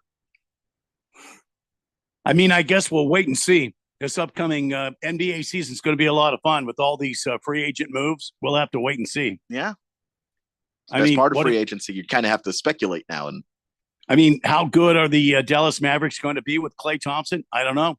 We'll wait and see. How good are the Cavs going to be with Donovan Mitchell? I don't know. We'll have to wait and see. Well, at least playoff good, because he was already on the team and they already did that. So Peyton's Army says Klay is starting on the Mavs. Oh, God. None of that was right. Warriors offer Klay's 2 years at 48. The money was actually still greater in Texas with no income tax compared to a Golden State's offer. Warriors botched the negotiations, didn't make Clay feel wanted. That's why he left. It's not just that. They were not going to offer him more. Like I was reading Shams talk about this before the free agency even started. They weren't going to pay him more than 11 mil. Plain and simple. They just weren't. And like making him feel wanted, but not paying him the 15 mil that he wanted. He's still not in Golden State. Cool. Thanks, guys, for being really nice, but not paying me the money I want. Here's a team that's willing to pay me the money I want. And Klay Thompson, like the Warriors did the right thing.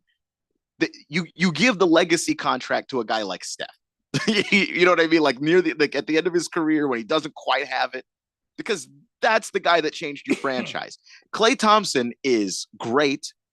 And I think that organization will always respect him and remember him. And in 15 years, people are not going to think about Klay Thompson, the Dallas Maverick. They're going to think about Klay Thompson, the Golden State Warrior. However, that doesn't change the fact that at this point in Klay's career, with the injuries that he's had and the level that he's playing at right now, he's not worth $15 million a year, which, by the way, is underselling it. His contract is actually 14 mil year one, 16 mil year two, 17 mil year three. That contract is getting worse as he gets older. That means that when he's 37 years old, the Dallas Mavericks are going to be on the hook for $17 million worth of Klay Thompson, who's going to be even more diminished than he is now. They didn't botch it. They didn't want him back at that price, and they didn't bring him back at that price. Yeah. Jonesy says, Randy, I'm sorry, this argument makes no sense. It's like saying ASU will finish better than U of A this year. What argument? In what? What argument are we talking about here? Let's take a break. It's the Daily Blender on 1580 and 99.3 The Fanatic. Everybody's got a podcast these days. Comedy, politics, true crime, you name it. But how many actually teach you anything useful? Harmon Solar has an entertaining podcast that is vital if you've been thinking about looking into solar, but you don't know where to start. Ralph and Ben explore the intricacies of utilities, equipment, processes, and more. Their primary objective is to educate and empower you to make informed decisions on your solar journey. So increase your knowledge, not your bills. Go check it out right now. It's the Harmon Solar Podcast at harmonsolar.com. Summer. What's not to love? Well, maybe not the scorching temperatures. Every day can't be 75 degrees with a breeze. So I went to Kohl's and stocked up on looks that'll keep me and my husband cool all season long. I got 20% off already great prices on linen dresses, cute jumpsuits, and comfy polos. Plus, I saved $15 because I spent over $75. And I earned Kohl's cash. So bring on the summer heat. We're ready to weather it in style. All thanks to Kohl's. Select styles. Offers end July 7th. Some exclusions apply. See store or Kohl's.com for details. Prescriptions require an online consultation with a healthcare provider who will determine if appropriate. Restrictions apply. See website for details and important safety information. Subscription required. Price varies based on product and subscription plan. Hey guys, did you know there's a generic form of Viagra that works just the same, but is 95% cheaper? And you can get it online? Go to hims.com/joy. Through Hims, you'll get a free medical consultation, discreet shipping if prescribed, and the process is 100% online. To start your free online visit, go to hims.com/joy. That's HIMS.com/JOY. Need a boost in capital or a flexible line of credit for your growing business? Hi, I'm Dylan Cohen at JR Capital. I can help you get the money you need fast. The process is a breeze with a simple application and same-day approvals. No more waiting, no more hassle. Just a straightforward path to securing the funds you need faster and easier than asking your banker. So call me, Dylan Cohen, at 602-834-7353. That's 602-834-7353. Or visit moneyradio.com and click on Finance with Dylan. Hi, I'm State School Superintendent Tom Horn. We need to improve students' proficiency in reading and math, which is my highest priority. I'm therefore providing $40 million for free one-on-one tutoring for all public and charter school students from first grade to high school, regardless of their proficiency level. And participating teachers earn money, which they deserve, for their work to improve students' learning. Sign up at azed.gov. Sponsored by the Arizona Department of Education. Hi, I'm Ralph Romano. And I'm Neil Lynch. And we're the Weekend Warriors. Ralph, I think we should change the name of our show. To what? Let's call it 30 Years Sports Talk Interview Fun Time. What kind of name is that? Well, we've been friends for over 30 years. Yeah. We talk about sports. Sure. We interview personalities from the Arizona sports scene. Okay. And we have fun. Dude, are you done? For now, yes. Look, Neil, all this is true, but let's just stick to our regular name. Okay, Ralph, but I think my name is better. Anyways, it's the Weekend Warriors every Saturday at 10 a.m. right here on 1580 The Fanatic.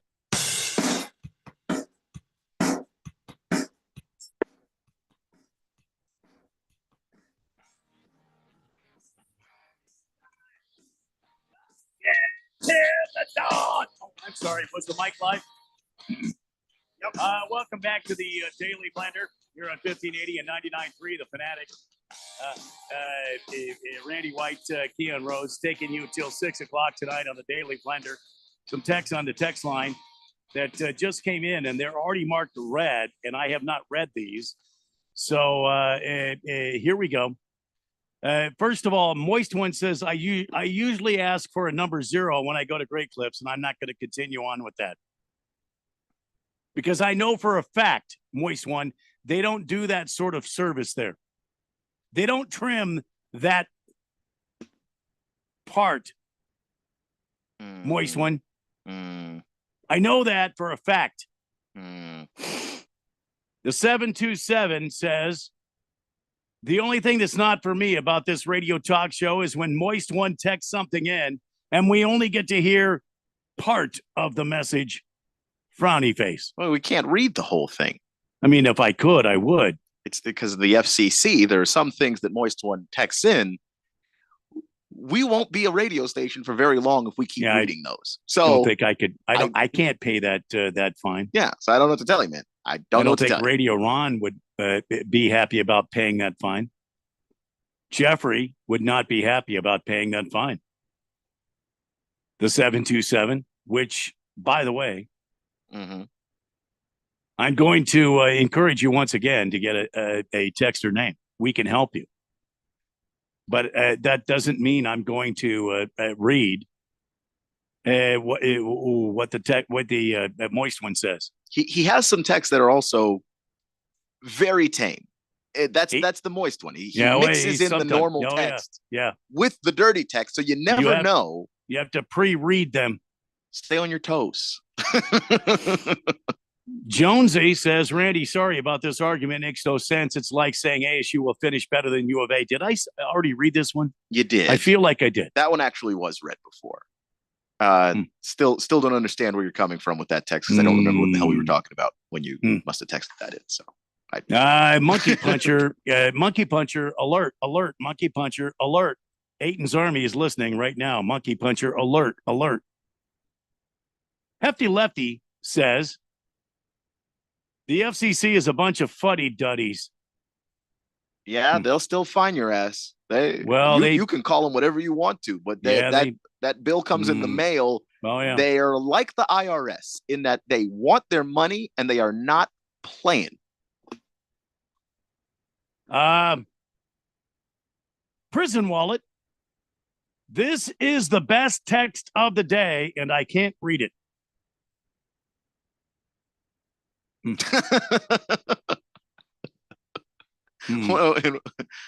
Wait, is that what the text said? Yeah, I read it verbatim. So, okay. I hope that's not in reference to a Moist One text. None of the Moist One's dirtiest texts could possibly qualify for text of the day. 727. Are you really in Florida, or did you move here to Phoenix from Florida? Because I happen to know 727 area code is a Florida area code. I looked it up during the break. It's Pinellas County, Florida, including St. Petersburg, Clearwater, Dunedin, Palm Harbor, and Tarpon Springs. Sorry. Okay, you're just outside of Tampa. Glasses. And the western third of Pasco County, including Port Richey, New Port Richey, which is opposed to Old Port Richey, and Holiday, which may or may not be where Jeffrey is right now. Holiday. Not literally the place. He is on holiday. 727, you need a texter name. So, You remember when the OTAs happened, Keon, and the head coach of the New York Giants came out and said that Aaron Rodgers, his absence was excused. I do remember. And, well, he said it was unexcused. He said it was unexcused, and he seemed kind of pissy about the whole thing. Remember that? I do recall. That's right. It was unexcused absence. Well, apparently, according to SNY, Rodgers' no-show was because he was traveling on a, quote, pre-planned trip to Egypt, end quote.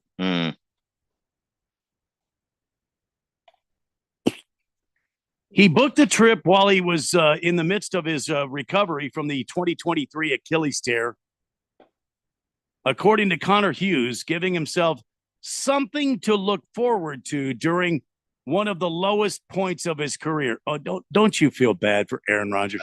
Let me go ahead and break out that very tiny violin that I keep for occasions exactly Don't like you this. feel bad that Aaron Rodgers, who's a multi-millionaire, is playing the world's smallest violin? I just had an Achilles tear and he didn't have to work or anything because he was still getting paid, and he had health insurance, and he was well taken care of by the New York Jets. Don't you feel bad for him? One of the lowest points of his life. Not when he broke his clavicle in his prime. That wasn't it. Okay. All right. One of the lowest points of his career, says Rodgers, who made overseas treks before, has apparently long admired the Egyptian culture. Oh, I'm sure he has. Sure, let me stop talking before I say something I shouldn't say. I bet you Aaron Rodgers really doesn't think that the Egyptians built the pyramids. I bet you he thinks aliens did it. I wonder if he went in one of those pyramids and did the ayahuasca or whatever it is. I mean, if you can get that into Egypt, ayahuasca. They do not like you bringing drugs into the Egypt. So, just word of warning there. They might not have appreciated that. So the former Green Bay signal caller believed the Jets' offseason programming would be completed by the time he flew to Egypt, according to Hughes, and the team was notified of the scheduling overlap when it later finalized its minicamp dates June 11 and 12. Salah abruptly informed reporters of Rodgers' absence at the start of that camp, revealing only that the quarterback was attending a, quote, personal event of importance. He went to Egypt. Very important. Just a personal trip to Egypt right when it's time for the NFL season to get rolling. He could have had this trip to Egypt at any time in January, February, March, April. But no. Aaron Rodgers chose when mini camps were starting for his trip to Egypt. Man, what a jerk. Your teammates are out there putting in the work. You need to be there putting in the work because, and I cannot stress this enough, you played 6 snaps of football last year. You didn't play with any of these people. I think I might be being a little generous, but I don't recall. Well, I mean, he did practice the preseason with them. Okay. How long ago was that? Last year. Okay. It was last year. Put the work in with your guys. Meanwhile, now that you're healthy enough to play. I don't understand why you're yelling at me. I'm yelling at Aaron Rodgers. None of this is ever directed at you guys. I don't know why. I'm literally saying while you're healthy enough to play. I don't believe you are the quarterback of the New York Jets. I wonder if during one of his hallucinogenic dark periods when he was in the cave, if a voice showed up in his head. Go to Egypt and they will come. Okay. You know what I mean? Yeah. Yeah.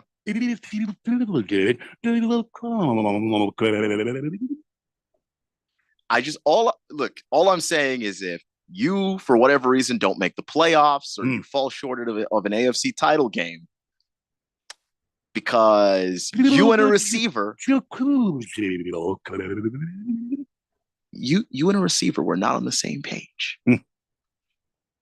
Wonder if I get a hold of his phone number, if I could leave that message. Give Randy White 100 million. You might get something. Think I would get that? If he's convinced that the universe or whatever is telling him that it's happening. Yeah, you might have something. The universe has just called me up and wants me to give $100 million to Randy White. Who is this Randy White? He's in Phoenix. Oh, see what I'm saying? Maybe. I just know Aaron Rodgers notoriously gets mad at receivers who are not on the same page with him. And I'm not talking about running routes that they're supposed to run, but when plays break down and you've got to be off script. Keon Rose needs $100 million. Okay. And see what I'm saying? If he buys that, I got you covered, Jack. I appreciate. I think when I get his number and I call him, I will announce you first, and then me second. And then in Randy White needs $1.5 million.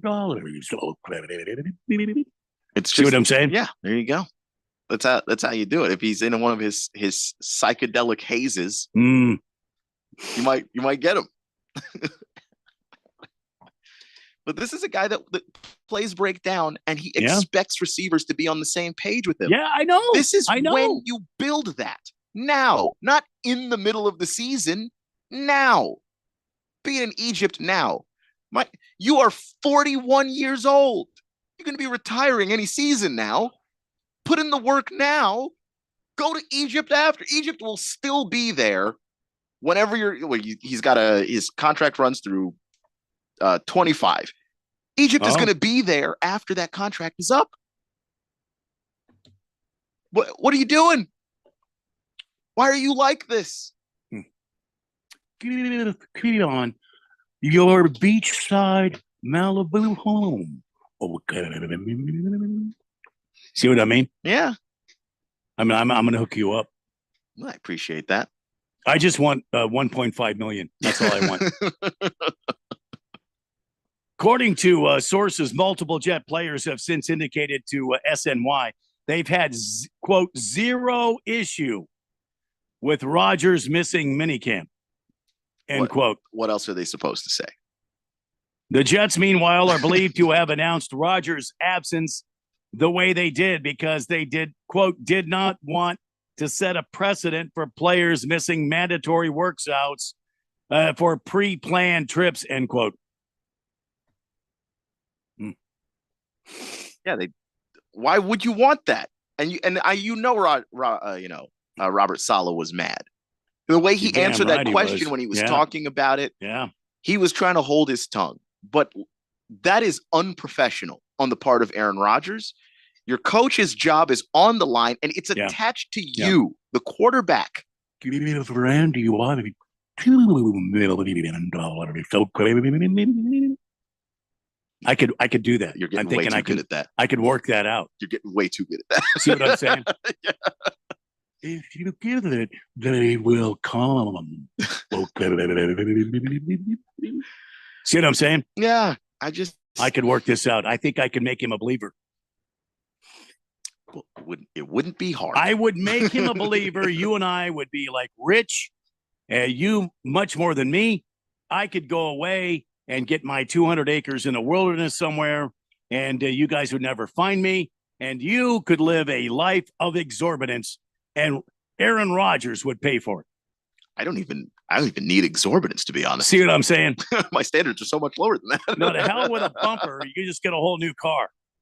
Would be nice. See what I'm saying? All right, we got to take another break. I can't believe we got to do this, but we do. And if you want some millions of, if you want millions,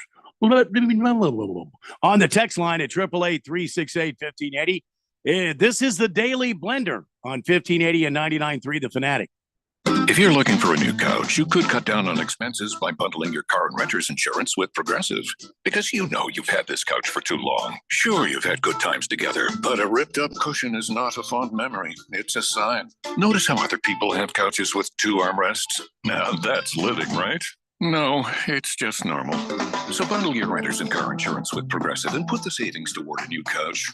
Please, it's time. Progressive Casualty Insurance Company coverage provided and serviced by affiliates and third-party insurers. Not available in all states. That's the sound of steak searing in its juices on your new pellet grill. You heard that right. The Weber Searwood Pellet Grill can smoke low and slow at 180 degrees all the way to a high heat sear at 600. With the Weber Searwood, you can cook on the direct flame over the full great sear zone. You'll hear the gasp of amazement from friends and family when you serve the food. Cooking with the Weber Searwood Pellet Grill just sounds delicious and tastes even better. 80% of youth in Arizona don't drink, smoke, or use drugs. Want to know the reason why? It's you. Kids say not disappointing their parents is one of the main reasons they choose not to drink or use drugs. Visit TalkNowAZ.com because while you might worry you aren't getting through, you are. Keep it up and stay up to date about the latest Arizona drug trends at TalkNowAZ.com. This message is sponsored by the Substance Abuse Coalition Leaders of Arizona. Steve Jurich here. After working in financial services for over 20 years, I finally confirmed what investors really want, including me. And it's simple. All they're asking for is 20% annual return with no risk at 100% liquidity. Here's the problem. A money market is safe and liquid, but offers almost zero yield. Mutual funds and ETFs are liquid with upside potential, but aren't safe.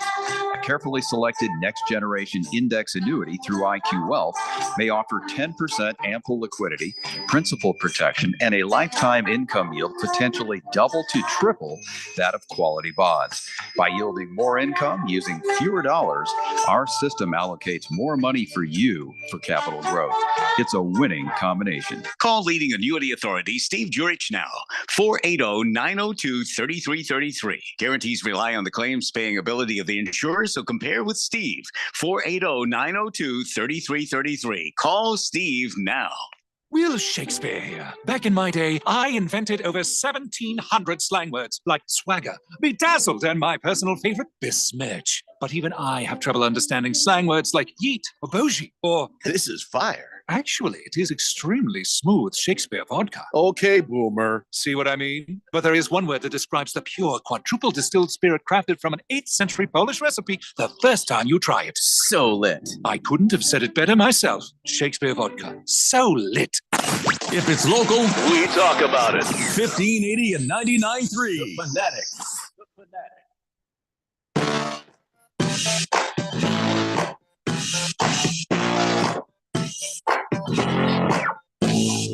Welcome back to the Tuesday edition of the Daily Blender on this 2nd of July. It's Sexy Spanish Sports Talk Radio, Keon Rose and Randy White. Getting you till 6 o'clock tonight. Jeffrey O'Brien on holiday this week. I have a sort of an idea on, every year, millions of people, I can't say millions, I guess. Every year, Keon, thousands of people go missing in this country. Thousands of people go missing, and their families never realize what's happened. It's a sad and terrible thing. But Randy White, I have come up with an idea as to the whereabouts of some of these missing people. I'm not saying all of them, some of them. I don't know if you have anybody in your family that's gone missing, Keon. Do you? I don't think so. Okay. I have an idea on where these missing people have gone. And it's sad and terrible. There's got to be an answer, but I'm going to help people now with where their loved ones have gone. According to one report, ABC 13 News says Dateline Indonesia, a mother was cut from a python after she was swallowed alive on Saturday. Oh.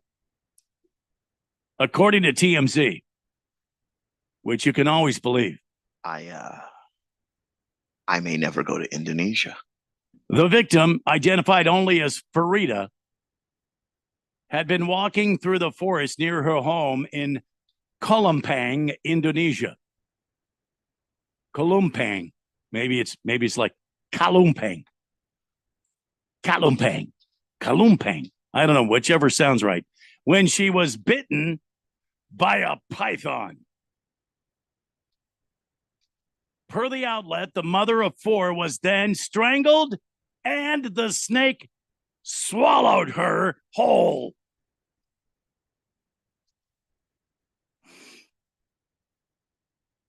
According to CBS News, village head Saurdi Rossi told AFP, whoever the hell AFP is, that the woman had gone missing Thursday night, did not return home, which led to a search effort. The woman's husband said he found her belongings, which made him suspicious.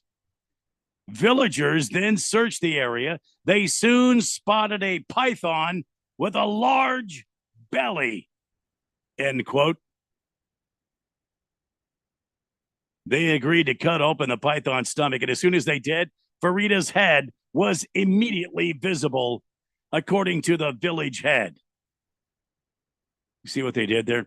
Her head was found, according to the village head. I wish that they didn't word it like that. I think that's what they did that on purpose, I think.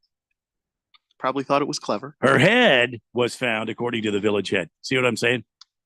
That's what they did right there. According to the network, Farida was found fully clothed within the snake.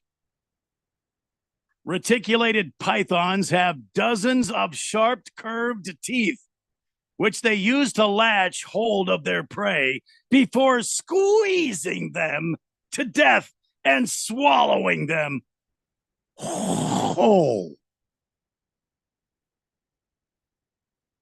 The snakes, which regularly grow to lengths of over 16 feet, are known to eat pigs, monkeys, and other mammals like mothers of four. Well, that's unfortunate. This stat right here will shock you.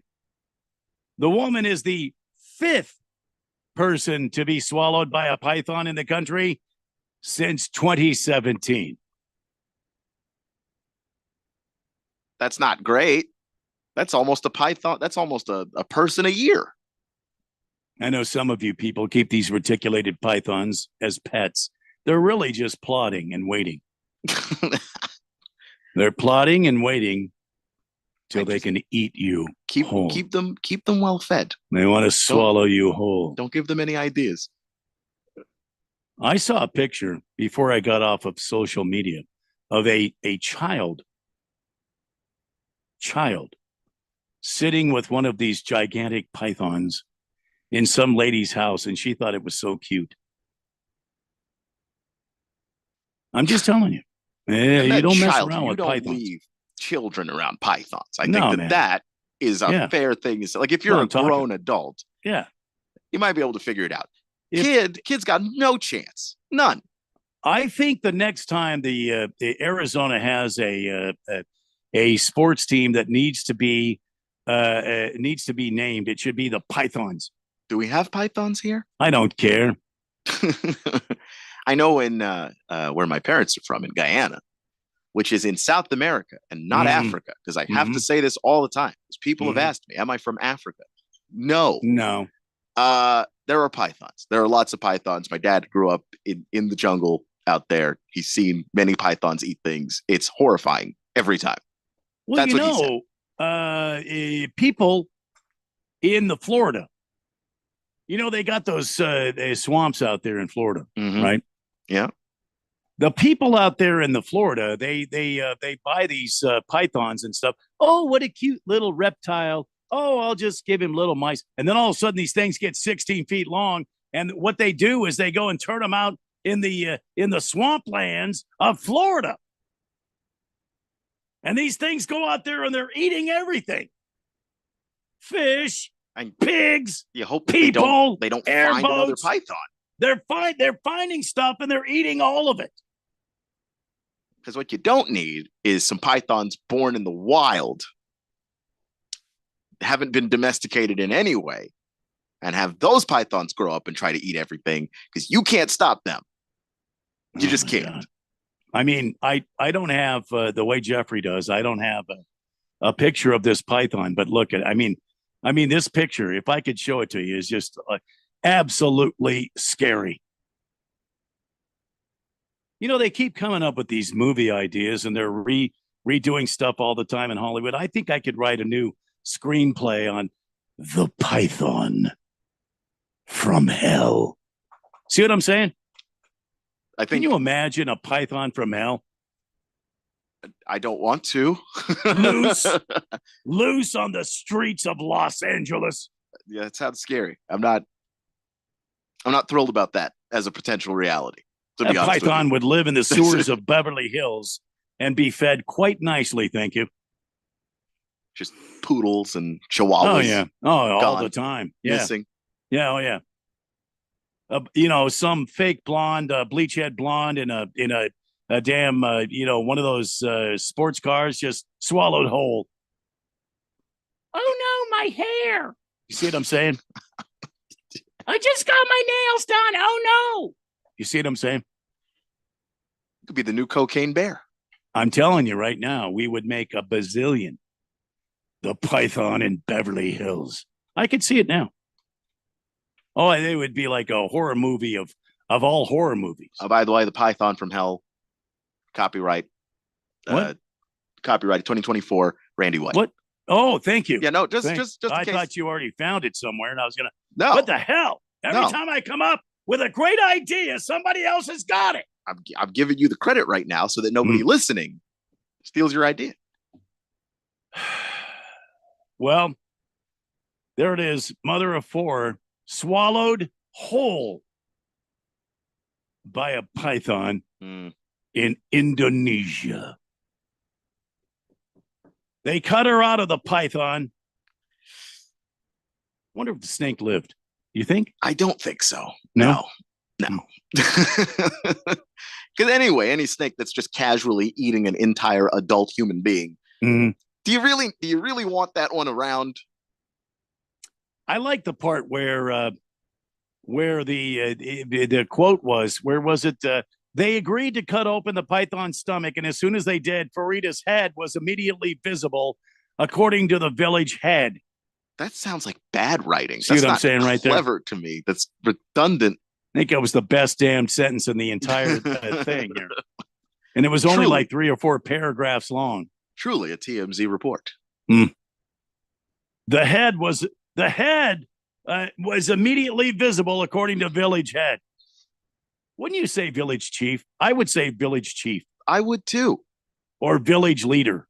I wouldn't say, after you said Farida's head, I wouldn't say village head. I would say chief, leader, councilman, president, something else. And literally anything else. Right?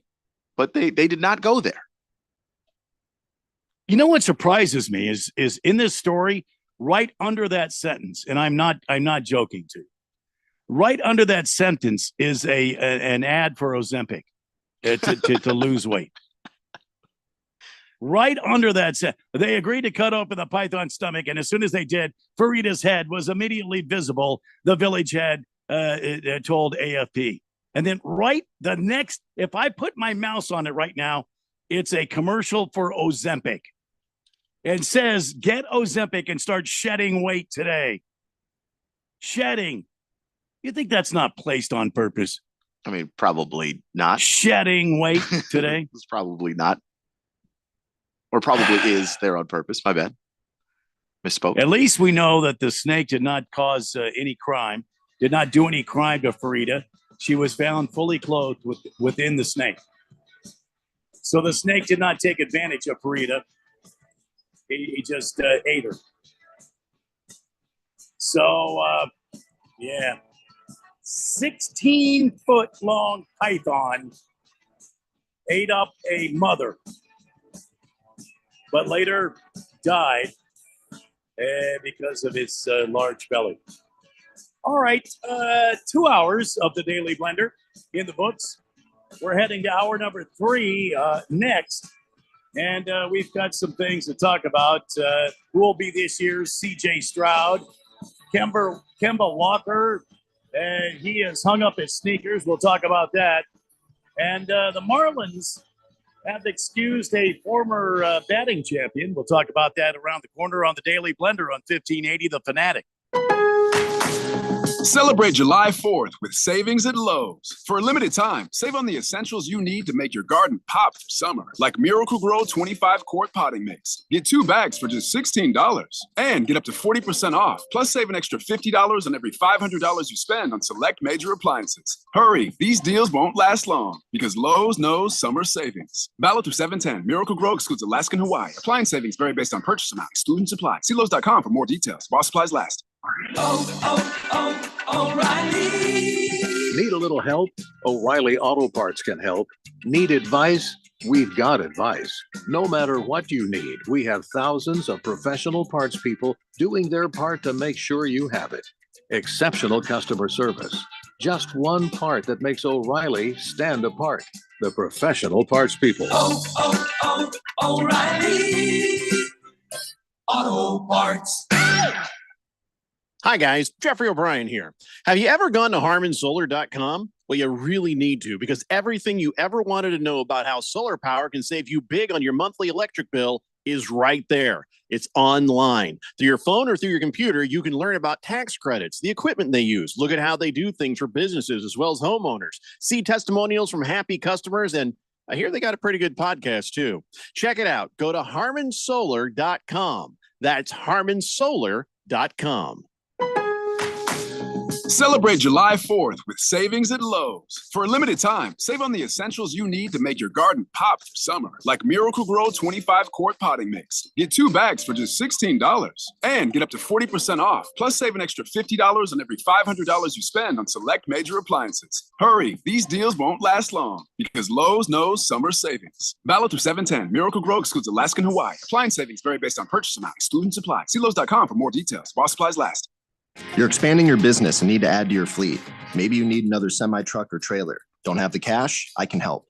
I'm Dylan Cohen at JR Capital, and we offer no money down financing on new and used trucks and trailers.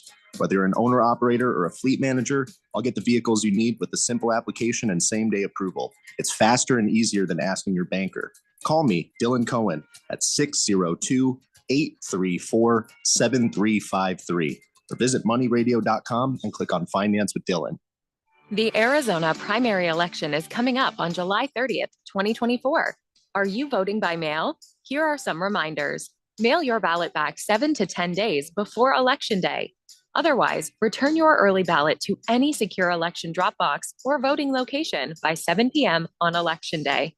Sign up today to receive email or text updates on your ballot status. Learn more at arizona.vote. This message is sponsored by the Arizona Secretary of State's office. KQFN Tempe. Also transmitting on K257CD Phoenix at 99.3 FM and K240 EU Mountain Hills at 95.9 FM. It's time for the third hour. Quiet, people, settle down. Because it's time. Time for what? Showtime. When does it start? Right now. 3, 2, 1. Let's get on with the show. Let's do it.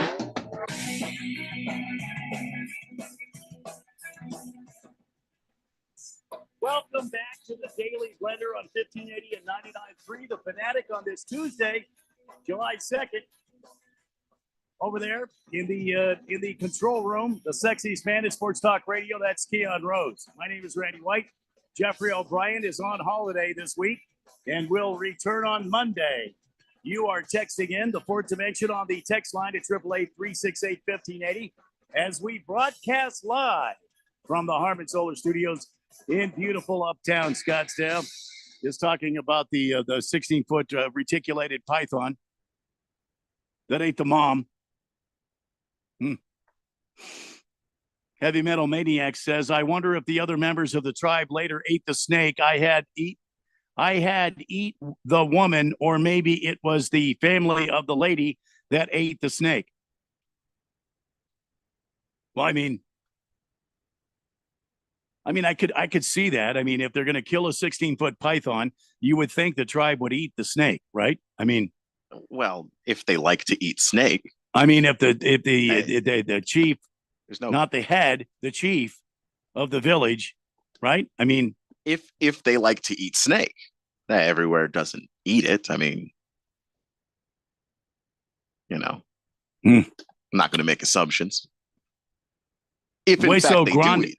Hueso Grande says, for a moment, I thought Randy was going to say the commercial was about Blue Chews or something. The hell is Blue Chews? Don't worry about it. You know what it is? You'll tell me? Yeah, because I've seen a million of them on the Twitter/X. It's basically a Viagra. Somebody trying to tell you something, Cam? I don't think so. Blue Chews. Yeah, I think I'm doing all right. Quiet Cannon says, Randy, that was interesting Python horror stuff. Looks like scared the hell out of Keon. Myself and the other 3 listeners, however, are sticking around for the 3rd hour, hoping things pick up. Why do you think it scared the hell out of me? I didn't say that I was scared. I don't understand where you got that conclusion from. I wish that you wouldn't jump to your own conclusions. You could ask me. You think we have 3 listeners?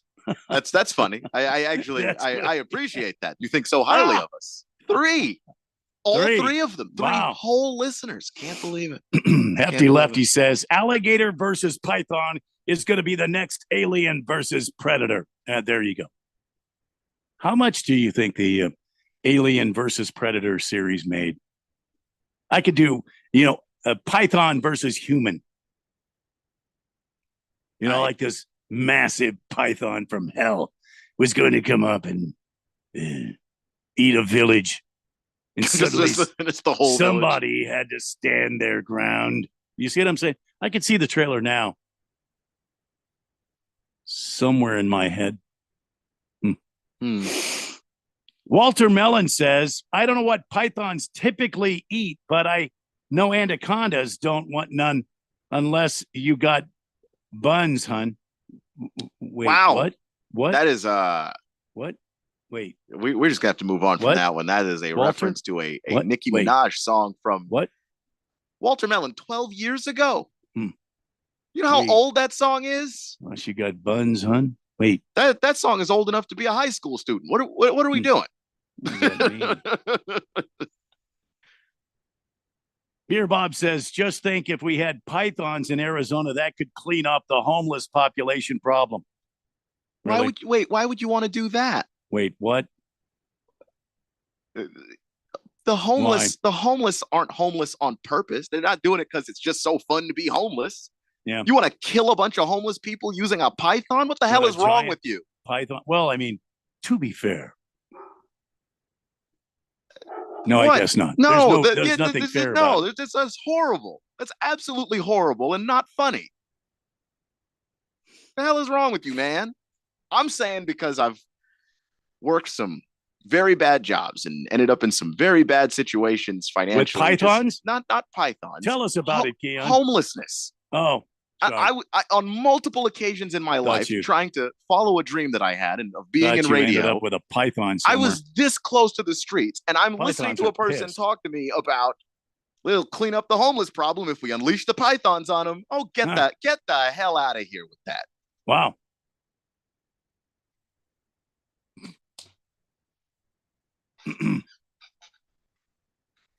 Good afternoon, guys. Great show. Randy, why does the voice of the universe in Roger's head sound like it's underwater?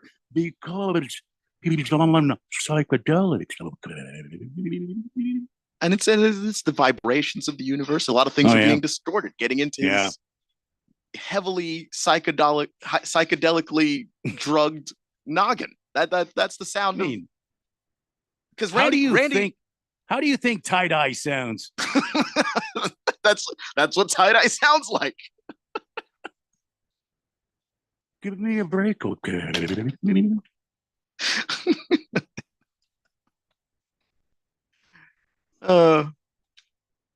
Hefty Lefty says LL Cool J knows how to kill an anaconda. Wait, what? The movie Anacondas. They had to kill giant anacondas in the Amazon. LL Cool J was in that? He was one of the guys in the movie. I have no reason to go to the Amazon. I respect that your dad grew up there and everything. I have no damn reason to go to the Anaconda. If it's any or to the Amazon. If it's any consolation, he never went back. He moved to America, and sure, we visited Guyana a few times. He never went back. He didn't exactly miss it. That's a hard life. Walter Mellon says Nicki Minaj, Keon, Sir Mix-a-Lot, I Like Big Butts is his song. Wait, what? Yeah, but the Nicki Minaj song is not Sir Mix-a-Lot. And I don't think the Anaconda had a name. It's not as popular. It wasn't an anaconda. It was a python. It's not a reference everyone's going to get. So you just threw that out there, hoping it would sneak on by. Yeah, I'm going to get Randy to read this incredibly sexually provocative rap lyric because he's not going to know it. And I'm telling you, I see you, sir. I've got Nicki Minaj, Keon, Sir Mix-a-Lot. Yeah, I know who Nicki Minaj. I told you it was Nicki Minaj. I know who Nicki Minaj is. She also, that song is not. Look, listen, sir, you know what you're doing. We are talking about actual snakes. And you are talking about something else. Nicki Minaj is a metaphor. Big butts? I don't understand what's happening here. Lost Toby, Keon for president. I can't. I wasn't born here. So, but it's funny, when I was in elementary school and my teacher was like, you could be anything you want, even president of the United States. And I was like, no, I was born in Guyana. I literally can't be president of this country. I came here when I was 5 or 6, so disqualified. I think after Obama, you could probably be president. I think they've opened some doors there. Wait, I don't think so. Come on, man. That man was born in Hawaii. I don't. Can I my be birth your, certificate is a Guyanese birth certificate. Can I be your running mate? Keon for president. Yeah, I just have a very explicitly Guyanese birth certificate. They are not Rose and White 2024. Huh? I like that. It would be something. Beer Bob says, Keon, that song's older than you think. That's from Sir Mix-a-Lot. Baby Got Back. Yeah. Wait, what? I thought it was something else. I thought it was I Like Big Butts. I didn't think it was Baby Got Back. The hell's going on here, Keon? I don't know. The Sir Mix-a-Lot version of the song is not focused on the anaconda, sir. The Nicki Minaj version is. Wait, Nicki Minaj is focused on an anaconda? Well, she's not. It's hard to explain. I'm starting to realize that I'm digging a hole that I actually do not want to go down any further into. So I think I'm going to leave it there. Oily Stool, Randy, do you like when somebody does a hawk tua on you? I definitely do. If somebody spits on me, I'm kicking their ass. If somebody hawks a big lug on me, I'm kicking their ass, just flat out. Oh, man. I'm not even going to give them a warning. I'm just going to start throwing hands. I mean, that's it. You come up to me and on me, I'm going to throw hands right there. I don't know what this hawk tua is all about, but I'm going to throw hands. You spit on me, Jack, and it's over. Are they talking about spitting? They are talking about spitting, but in a context that we are not equipped to go down at all. And yeah, all good there. So Hefty Lefty says, whoops, I meant Ice Cube killed the anaconda. LL Cool J killed the giant shark in Deep Blue Sea. Yeah. What's he talking about? Those movies, I haven't seen them in so long. Oh, they were movies? They were movies, yeah. The movie Anacondas, I guess, had Ice Cube and not LL Cool J. Look, I can't remember which rapper was in which movie. So well, Snoop Dogg's calling the Olympics, so I mean, I'm looking forward to that. Me too. It's going to be interesting. Bad Flipper says, I think we have the two candidates we have this year. The qualifications may change. Keep hope alive, Keon. Well, if that happens, I guess. I lived my entire life believing I would never be president. And also it's a job I'm not exactly thrilled to have. I see that job. I do not want that job at all. I would hate every second of it. Apparently, Hamilton Porter has more information about an anaconda. Hamilton Porter says Anaconda had Owen Wilson, Ice Cube, J-Lo, John Voight, and Danny Trejo, and somehow still sucked. Well, what? It's that's the cast of that movie. But the thing is, with that movie, it's one of those like it's so bad it's good movies. Like it's not a good movie at all. It's bad it's good. Yeah, you drink with some friends and you just laugh at how silly the whole thing is. It's corny. It's funny to me. It makes me laugh. I have never in my life come up against something that's so bad that it's good. Oh, that's one of my favorite genres of movie. To be clear, it's bad, but there's a specific kind of way that it's bad. Like the person making the movie was very serious and very sincere when they made it. But the result was that they made something that is just objectively pretentious, maybe. Okay, man, when the anaconda bites you, man, you've got to wiggle your legs when you're half in his mouth. Is that what you're talking about? It's so bad, it's good, it's funny. Yeah, like I don't know how to explain. The timing of everything winds up being funny, even though that's not the intention of it. Like I don't know. I've seen a lot of horror movies like that where if they're not scary, they wind up being hilarious because they're just missing whatever that element is that actually is supposed to make a movie good. I like those. Let's see here. Hamilton Porter says the greatest so bad it's good movie is Snakes on a Plane, and then he goes on to say, Randy, the king of bad it's good is The Room. The Room is up there. The Room might actually be The Room is the king. I think about that. Yeah. Yeah. Snakes on a Plane is also, you just can't take it too seriously. The whole concept is already ridiculous right out of the gate. It's snakes on a plane and it's Samuel L. Jackson. That's all you need to know. You don't need anything else. And somehow the snakes get loose on this plane? Yeah.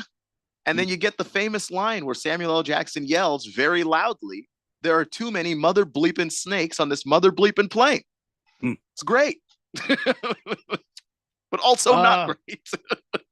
888-368-1580. What I was going to talk about before we went to break was open a discussion on Jared Goff. Now, a lot of people believe that Jared Goff is nothing more than a mouth breather. However, the last few years in Detroit, he has shown himself to be a quality quarterback in the NFL. Doesn't mean that he's the best quarterback. It means he's been a quality quarterback in the NFL. He's a guy that can run this system. He's a guy that can help this system. He's a guy that knows this system. And for the first time, he's had the same offensive coordinator for several years in a row. So I think the question beckons to be asked, do you think, Keon, that Jared Goff, former mouth breather, could possibly be in the running for the MVP? This is way too soon. The MVP for this upcoming season. Yeah. He's on a team that is primed to put up numbers. There are weapons everywhere. They can finally run the football. They went to the playoffs, right? I mean, they won in the playoffs. They went to the NFC West or the NFC championship game, did they not? Yeah, they were 12-5 last year. He started every game. Let me see here. 4,500 yards passer. Wow. So, 30 touchdowns to 12 interceptions. So he took care of the football, made a lot of big time throws. I have to think he is. If you throw 30 touchdowns in a season, if you threw a few more, and he's You'd never going to think- beat you with his legs, but you're going to be in that conversation. You would think he would have to be in the discussion if you're throwing 30 touchdowns. Yeah, and again, he's not throwing a ton of picks either. Like 12 is high, but when you compare that to the 30 touchdowns, not bad. Actually, like 12 is a reasonable number for the output that you're getting in scoring. So I just don't think that. I think that Jared Goff has he's averaging 7 yards per attempt on his throws. Like, no, the guy's been playing lights out football since he's been in Detroit, and he's getting credit for that. They're paying him for that. Like they understand what Jared Goff is worth to that team up there. It's hard to look at that roster and say that that's not a possibility for him. It very much is. So the according to Las Vegas, the finalists are Patrick Mahomes with the Chiefs at plus 500, Brock Purdy with the Niners at plus 1,600, Lamar Jackson at plus 1,200, and the Detroit Lions Jared Goff at plus 3,500. Look, I'm putting $5 down on that. I'm putting money down on Jared Goff because look what they did last year, and I think he's undervalued here, to be honest with you. If they have another season like they did last year at 12-5, and he puts up another 4,500 yards, and he throws 30-plus touchdowns, don't you think he's going to be in the running for MVP? I mean, Lamar Jackson didn't do that. He didn't do that last year. Yeah. And they've got Lamar Jackson ahead of Jared Goff. But Lamar, of course, did things with his legs that Jared can't do. So like that, you do have to take that into account, is that Lamar's is a threat on the ground. I understand all that. But yes, I 100% agree. Jared Goff is an MVP candidate. No question about it, especially when you look at the weapons that he has to throw to. You got Amon-Ra St. Brown. He didn't have an entire season of Jameson Williams. Right. Jameson Williams missed 8 games due to the gambling suspension. Yeah. You get Jameson Williams back out there, and he's going to be ready to go. I just think that, these lines, and then we're not even discussing tight end. Sam Laporta emerged last year as a dude. The Lions have all the weapons. Jared Goff has all the talent. He has a command and an understanding of that offense. They're playing in one of the best offenses in the league, and just in terms of how versatile it is, the multiple different ways that you can attack a defense. If you don't think that Jared Goff can be an MVP candidate, you are absolutely insane. He's a top 10 quarterback. Well, I mean, there it is. Jared Goff right now, according to this article from Yahoo Sports, he's at plus 3,500. Now, I don't know where that's at, but if you can get that kind of number, I'd put $5 on it. What are you going to miss? Like a hamburger, cup of coffee? I'd put $5 on it. Yeah, because I think that Jared Goff is due for an MVP campaign this season, and I think the Detroit Lions are going to be a team everybody's going to overlook because they're the Detroit Lions.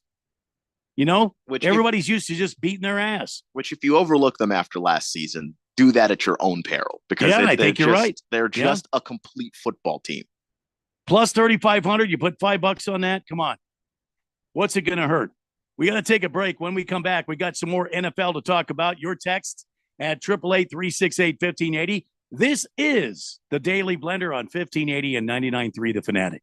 This is Brent Musburger's Action Update on 1580 and 99.3 The Fanatic. Get insights into the sports betting market with VSiN's betting splits. See where the money is and keep updated on how the market is reacting. Only at VSIN.com.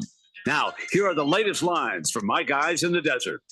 The latest future odds for the Major League Baseball Cy Young Award in the American League. Detroit's Tarek Skubal is the betting favorite at plus 190. Baltimore's Corbin Burns at plus 240. Garrett Crochet of the Chicago White Sox plus 800. Logan Gilbert of the Seattle Mariners is plus 1,200. And Tanner Houck of the Red Sox plus 1,700. Over in the National League, Zach Wheeler of the Phillies plus 200 to win the NL Cy Young Award. Chris Sale of the Braves plus 350. Tyler Glasnow of the Dodgers plus 600. Ranger Suarez of the Phillies is at plus 700. I'm Tony Desiri with your VSiN Action Update on 1580 and 99.3 The Fanatic. We all know just because gifts for loved ones can look like flowers, a spa day, or maybe even planning date night. But what about something that will truly last and protect your loved ones along the way? I'm talking about life insurance. I called SelectQuote to secure our coverage and couldn't believe how easy and affordable it was. I'm 40, and my $500,000 policy was only $16 a month. My husband's also 40, and his $500,000 policy was only $18 a month. And with their same-day coverage, there was no medical exam required, and we were covered by the time we hung up. With monthly payments less than the cost of a bouquet of flowers, this is the perfect time to make sure your family is protected. Call SelectQuote at 1-800-596-2626 or go to selectquote.com to get your free quote today. That's 1-800-596-2626. 1-800-596-2626. Details on example rate at selectquote.com. Wesley Financial Group is not a law firm. If you own a timeshare, don't miss this public service announcement from Chuck McDowell, founder of Wesley Financial Group. If you receive an unsolicited phone call or mail piece to discuss selling, renting, or especially canceling your timeshare, don't fall for it. If you really want out of your timeshare, hang the phone up immediately or throw that mail piece in the trash and contact your timeshare resort or Wesley Financial Group for assistance with your timeshare. As the only Inc. 500 timeshare cancellation company, our knowledge, experience, and results has made Wesley a trusted resource for over 40,000 families we've helped get out of their timeshare. Give us a call and I'll send you our timeshare exit information kit free with the straight facts about your timeshare and all of your options for cancellation. Call for your free info kit, 800-786-9300, 800-786-9300, 800-786-9300. Do you need equipment for your business but don't have the cash? I can help. I'm Dylan Cohen at JR Capital, and we offer no money down financing on new and used equipment. Excavators, forklifts, dozers, tractors, cranes, plows, and more. If it's essential to your business, I will help you get the money you need. It's faster and easier than asking your banker. Call me, Dylan Cohen, at 602-834-7353. That's 602-834-7353. Or visit moneyradio.com and click on Finance with Dylan. What's up, everybody? Nick Costos here, host of You Better You Bet, reminding you to check out the show. Now, why should you check out You Better You Bet? Because we bring you the most fun. We bring you the most insightful, the most entertaining show in the wagertainment world. From up-to-the-minute breakdowns of backdoor covers, bad beats, and the cheers and tears that come alongside them. Plus, you'll get the best betting analysis anywhere from myself, Ken Barkley, and some of the best minds in the sports wagering world. So tune in weekdays, noon to 3 on Arizona Sports Betting Station, 1580 and 99.3, The Fanatic.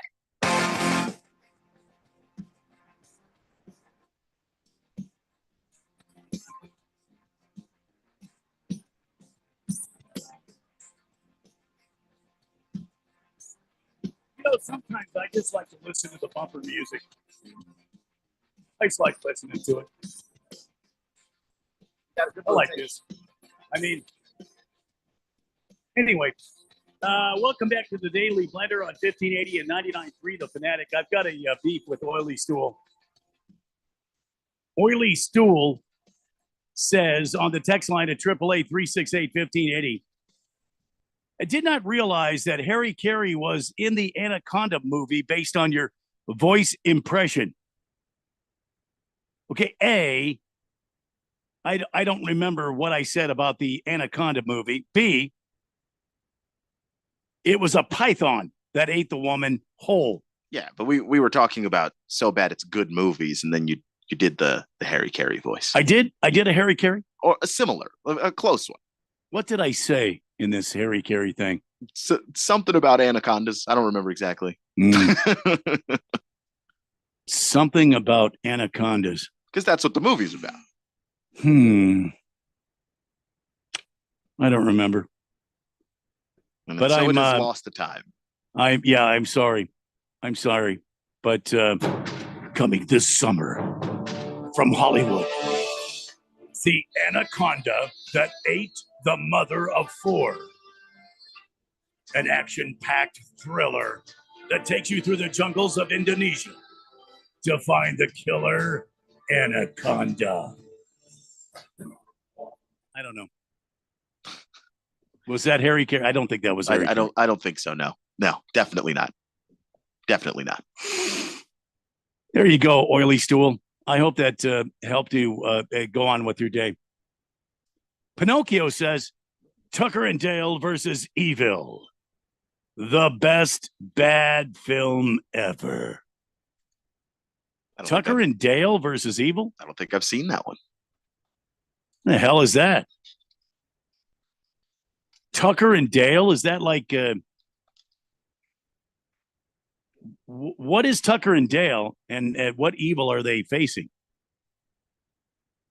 Tucker and Dale versus Evil. The best bad film ever. I have to check that one out. All right. Moist One is on the text line and says, very succinctly, quotation mark. What does that mean? Is that something? If you text somebody a quotation mark, does that mean something? Not that I'm aware of. I have no idea, but not that I know of. All right, wait, here's another one. Jack Campbell could be the defensive player of the year, too. Lions are stacked. Lots of upside in Jack and Goff. And then don't forget about Aiden Hutchinson, by the way, who still a problem on that defense. Lots of upside gotcha. in Jack and Goff. See, this is the Moist One being tricky. Here I am. I'm thinking this is but I caught it ahead of time. Legitimate football analysis. See, that's why I am a radio professional, Moist One. Seasoned broadcaster. Oh, yeah. I got you way ahead. Mm-hmm. Lots of upside in Jack and Goff. I know what you were trying to do. Mm-hmm. And you failed. 888-368-1580. Don't forget, it's a short week for the Daily Blender. We will be off on Thursday and Friday. Keon actually getting some time off before he has to come back on Saturday for uninterrupted. Without interruption. And Keon Rose. I just found out today I'll be taking the day off on the Money Radio side as well. So I actually have Friday off. No kidding? Yeah. Good for you, man. I thought it was going to be a half day. I get the full day. See, Keon's like one of those utility players you hear about in baseball. Keon plays the field for us. He can go Money Radio. He can go the Fanatic. I mean, hell, if we sent him to Palm Springs, he could probably run that joint too. That's Keon Rose, ladies and gentlemen. You wear a lot of hats to get your foot in the door. No, I think you're way in the door, my friend.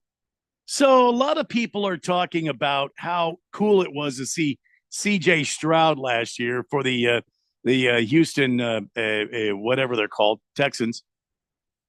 And this year, I have to ask you, because you're sort of the NFL executive here on our show, you and Jeffrey. And since Jeffrey's on holiday, I have to ask you, who's going to be this year's C.J. Stroud, do you think, in your opinion? And it's okay if you want to say your Commandos quarterback. Go ahead. It's okay. I'm tempted, but I don't think it's going to be Jaden Daniels, and not because I don't think Jaden Daniels will be good, but because I just think the Commanders roster is so far away. I mean, they just don't have all the talent that they need. That defense still needs a lot of help. And then, when you look at what they have on offensive line, it's pretty patchwork. So to me, like, a lot of the things that helped CJ out were tremendous play calling from their offensive coordinator, Bobby Slowick, and then an offensive line that was better than I think anybody thought it was going to be.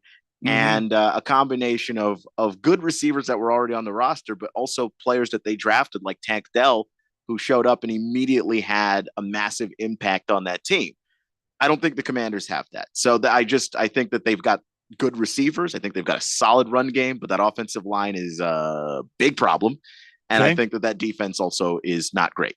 So I don't think it's going to be him. I think, honestly, Caleb Williams, in terms of being a rookie that's going to come out and have the best chance to start, the work that the Bears have done to acquire wide receiver talent this offseason, to get veterans in that wide receiver room, to build up the offensive line even more. They've been continuing that because They put work into the offensive line when they had Justin Fields there. But the fact is, that's a multi-year process. Like, the great offensive linemen aren't just lying around. Usually, if a team's got a great offensive lineman, that guy doesn't leave. He stays right where he is for roughly his entire career, or at least his entire prime. Okay. So the Bears, it took them a while. And I think they finally got that offensive line to be at least an average offensive line. It's no longer the worst offensive line in football. So I think that, they've done enough work that I feel pretty comfortable saying Caleb is going to probably be the guy that comes out and has the most immediate success of all the rookie quarterbacks. So you think Caleb Williams and the Chicago Bears are going to have a great season? Yeah. Mm-hmm. And that's because based upon his skill set and the fact that they put together around him a quality team. I do believe that. Yeah. And it's just, look, it depends on what you're doing with Eberflus and all of that stuff. But like, the guy genuinely knows how to play the game of football. And there's just no way you're going to give a player that good with an arm like that. The different things that he can do, he can play off of schedule. He can make throws from all kinds of different angles. But can he though? I mean, that was USC. That's not Chicago Bears. It's not Chicago Bears, but but those plays happen in the NFL. Like, you don't want a player playing off schedule all the time. But when you look at the numbers that he had at USC, he did play inside of structure often. It's just the offensive line was so bad that a lot of those plays were off schedule, out of structure plays. I think he actually is better when you ask him to play inside of rhythm and inside of the structure of an offense. And I think he's going to show that. Do you think he has a better offensive line this year with the Bears than he did last year with the USC Trojans? It's not even close, man. Really? It's not. Really? It's a much better offensive line. The Trojans' offensive line is one of the most offensive things I have ever seen. They're an offensive line. I mean, they're very offensive. Sadly, in every sense of the word, they were horrific to look at. They didn't block anybody, especially off the edges. Do they have a running game? Is my question. The Bears can run the football. I'm going to have to go pull up here and see what the running back room looks like for them. But they absolutely can. They got DeAndre Swift and they got Khalil Herbert, who I think showed what he can do. And Roschon Johnson is a good third back. They can run the football. I think the Bears are a pretty complete team. Just add quarterback, and I think that Caleb Williams is one of those plug and play, he'll be ready to go day one kind of guys. Is that going to be your surprise team of 24-25? The surprise team? I think so, honestly. Because when you look at what they did, they brought in DJ Moore and Keenan Allen at wide receiver and drafted Rome Odunze to go along with Caleb Williams. So that wide receiver room loaded. Then you look at the tight end, Cole Kmet, solid offensive lineman. The offensive line is solid as well. And then, you're looking at the running game that they're able to do that as well. And then, of course, they added Montez Sweat to that defense in the middle of last season. It immediately got better. Instantly. So getting pressure on the edges, that was something that they struggled with. They fixed that problem. They bring in Tremaine Edmonds. I just like what the Bears have been doing over time, and people needed to kind of be patient with this team. You don't just fire everybody after a couple of seasons where things don't work out. You let them build, because there is no build that's a 1-year turnaround process, just about. So on the other hand, their former quarterback ended up in Pittsburgh. Is he going to quarterback in Pittsburgh, or is he going to be asked to do some, some not tight end, but wide receiver work as well? No, I don't think so. I think they want Justin Fields to be a quarterback. It's just it's just difficult to convert a guy from quarterback to wide receiver and have him be successful at this stage in his career. He's a quarterback, he's got to fix a lot of things. I don't think people realize quite how young Justin Fields still is. And I don't think the Steelers have any room to try and give up on a guy like that and turn him into a wide receiver. And we do not have a guarantee that Russell Wilson will be the Russell Wilson of the past. So you think that the Steelers are willing to take a risk on Justin Fields even after his performance with the Bears last season? Yeah, it's just that Wow. he played behind an offensive line that wasn't good. And the receivers that are there now, they weren't all there. Including they got But I mean, who does Pittsburgh have that will make it a better opportunity for him to be successful there on the Steelers? Well, I think that's a long-term play for Pittsburgh, because I don't think that they're going to ask Pittsburgh for him to be the quarterback this year. I think this is Russell Wilson's job this year. Yeah. The idea of bringing in Justin Fields is to have a guy that you might be able to continue to develop for the future. But they drafted, George Pickens a couple of seasons ago. I think George Pickens is a really good receiver. Van Jefferson is solid everywhere that he goes. I think that's a decent wide receiver room. Pat Freiermuth is, a solid tight end. Like, they're a solid team. I don't think that they excel at any single thing. I don't really love that offensive line, but again, they're not asking Justin Fields to come in and be the savior this year. This is Russell Wilson's job, I think, until he shows that he just can't play anymore. I mean, George Pickens is good as long as he's happy. If he's not good, he's not going to go out there and risk himself. He said it himself last season. He's not going to throw blocks when he feels like the team has nothing to gain from it. Yeah, and he's a smaller receiver. He's going to get broken in half, or at least he feels like he is. I don't like that mentality. Yeah. I'm not saying he's right to think that, but that's the thought process there.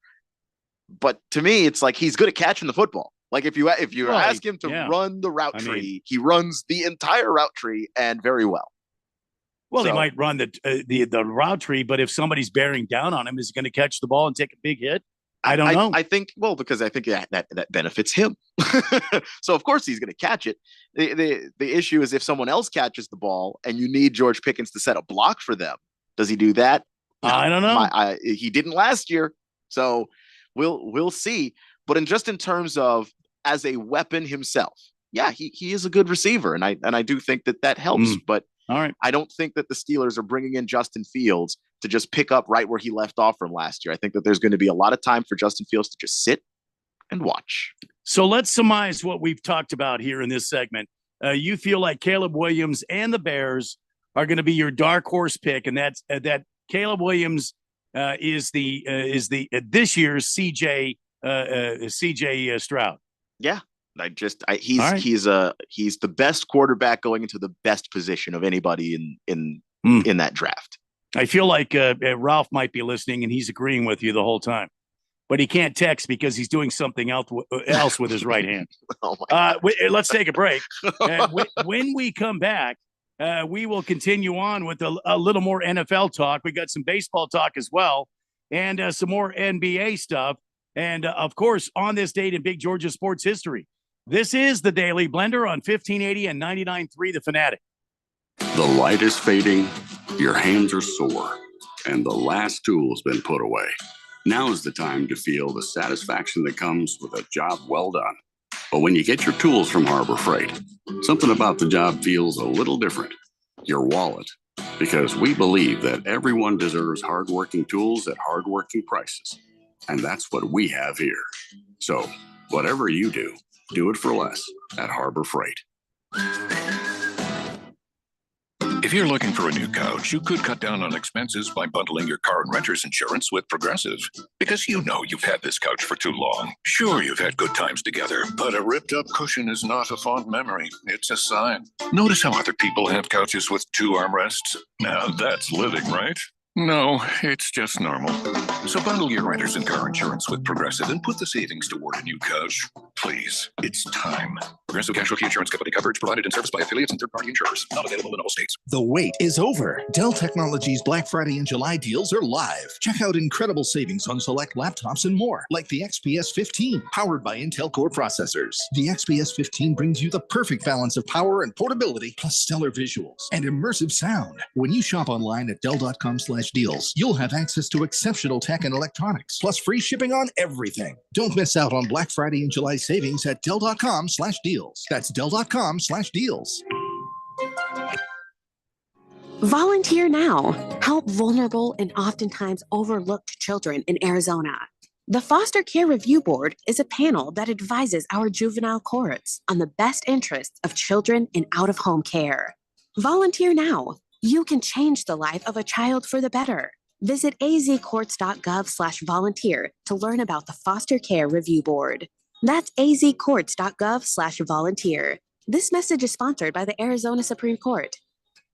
Will Shakespeare here. Back in my day, I invented over 1,700 slang words like swagger, bedazzled, and my personal favorite, besmirch. But even I have trouble understanding slang words like yeet or bougie or this is fire. Actually, it is extremely smooth Shakespeare vodka. Okay, boomer. See what I mean? But there is one word that describes the pure quadruple distilled spirit crafted from an 8th century Polish recipe the first time you try it. So lit. I couldn't have said it better myself. Shakespeare vodka. So lit. Everybody's got a podcast these days. Comedy, politics, true crime, you name it. But how many actually teach you anything useful? Harman Solar has an entertaining podcast that is vital if you've been thinking about looking into solar, but you don't know where to start. Ralph and Ben explore the intricacies of utilities, equipment, processes, and more. Their primary objective is to educate and empower you to make informed decisions on your solar journey. So increase your knowledge, not your bills. Go check it out right now. It's the Harman Solar Podcast at harmansolar.com. 1580 and 99.3 The Fanatic. Live and local.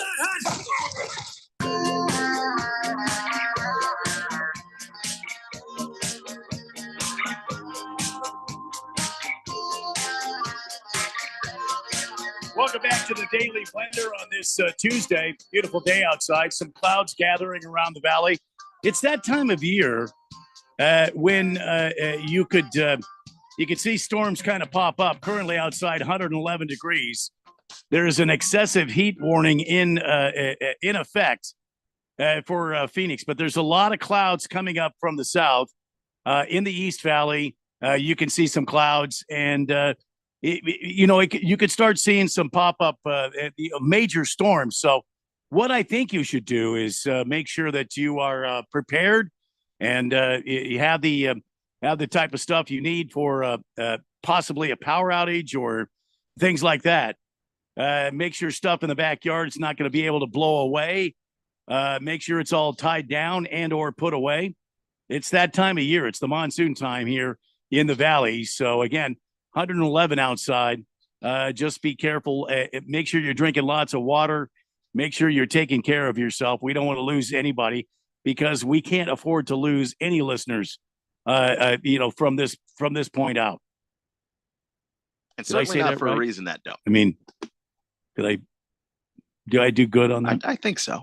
I think you hit all the points. Right? Went down the bulletin board and checked all the boxes. Humidity currently at 15%. I swear it was like 115 this morning. I let the dog out this morning. I swear the humidity was like 115%. I could have sworn I opened the door and it was just, I was underwater. 111 today, 110 tomorrow, 112 Thursday. Do you want me to continue? I think this is. I think the point has been made. Sort of the way it's going to be until December, maybe October. What gets me this time of year, Keon, is the overnight lows. When you get down to the overnight lows, it starts going back up again. The lows aren't any cooler than the highs. I know. I think that's the part about living here that I think surprised me the most. Like I knew it was going to be hot. San Antonio isn't as hot as Phoenix is, but San Antonio is plenty hot. Oh, so I was prepared a little. I was like, all right, cool. But San Antonio in the summer at night, you got a nice 75 degrees going. No, not here. I walked out last night to get the mail. It was 98 degrees. Oh yeah, I'm just telling you. What? I'm just telling you that from here on out, it's 100 degrees all the time, 24 hours a day. That's just the way it is. Man, that's rough. It's a good time to take a vacation to another part of the country that does not have storms and or 100 triple digit temperatures. It's gotten to the point where I'm just hoping for September. Like people say it's too hot in September. I'm actually okay with September. I'm fine. It's because it's not 100 degrees every day. It's only 100 degrees Lots of days.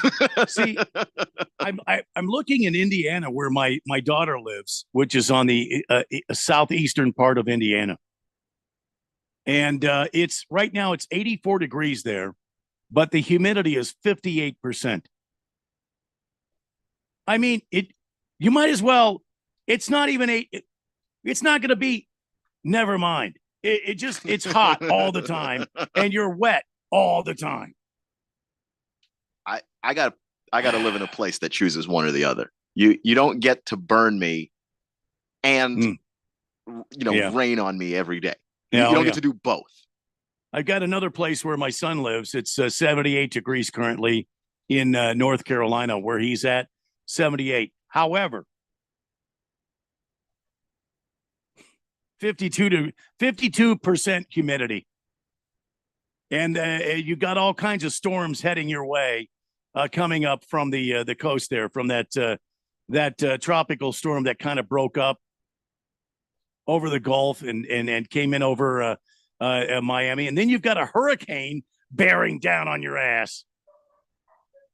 The barks you hear in the background is just Cecil trying to correct the youngest dog, Blue, who we've had now going on 3 weeks. Blue likes to bite Cecil's ears when Cecil has a toy and then take the toy from Cecil. And so that's the ramification of Blue's sins right there. He's going to learn. Oh yeah, he'll learn. All right. Mm-hmm. All right. So 888-368-1580 is the text line. We've got a lot to talk about. You know what, George? I don't want to hear what it is in Carlsbad right now. 71 degrees here in Carlsbad after a high of 74. I'm so sorry that you are really, really burning up there in Carlsbad. Oh, my goodness. He that knows. must be terrible. He knows what he's doing. Oily Stool says, how about living in Florida? It's 91 degrees in Miami, 80% humidity. Yeah, I know. Yeah, no, thank you. I know. That's- And you got a storm headed your way. You got a hurricane heading your way. Yeah, for most of the year, I like living here. There's like 9 months out of the year. Yeah, Florida, however. Oh my God. It's always like that. When is the humidity actually go down in Florida? Never. Yeah, Never. I Never. would never live in Florida. And then the bugs are like gigantic. Yeah. A spider's the size of my hand. It's like living in a smaller Australia. And then you go run and jump in the ocean. Yeah, do that. And they got sharks that'll come right up and get you. I've seen the snakes in Florida. I've seen the gators in Florida. They got bugs pythons in the damn swamps of Florida. They got pythons out there that will eat you alive. I am all good on Florida. I've already been to Disney. It was fun for what it was. I went to Disney over in California. That's the way to go. You go to Disney in California, and then you get the hell out of there before they catch you. Before they catch you. You just go to the Disney, pay your $7,000 for 3 days, and get the hell out of it. Anyway, 888-368-1580. Some little baseball news happening today.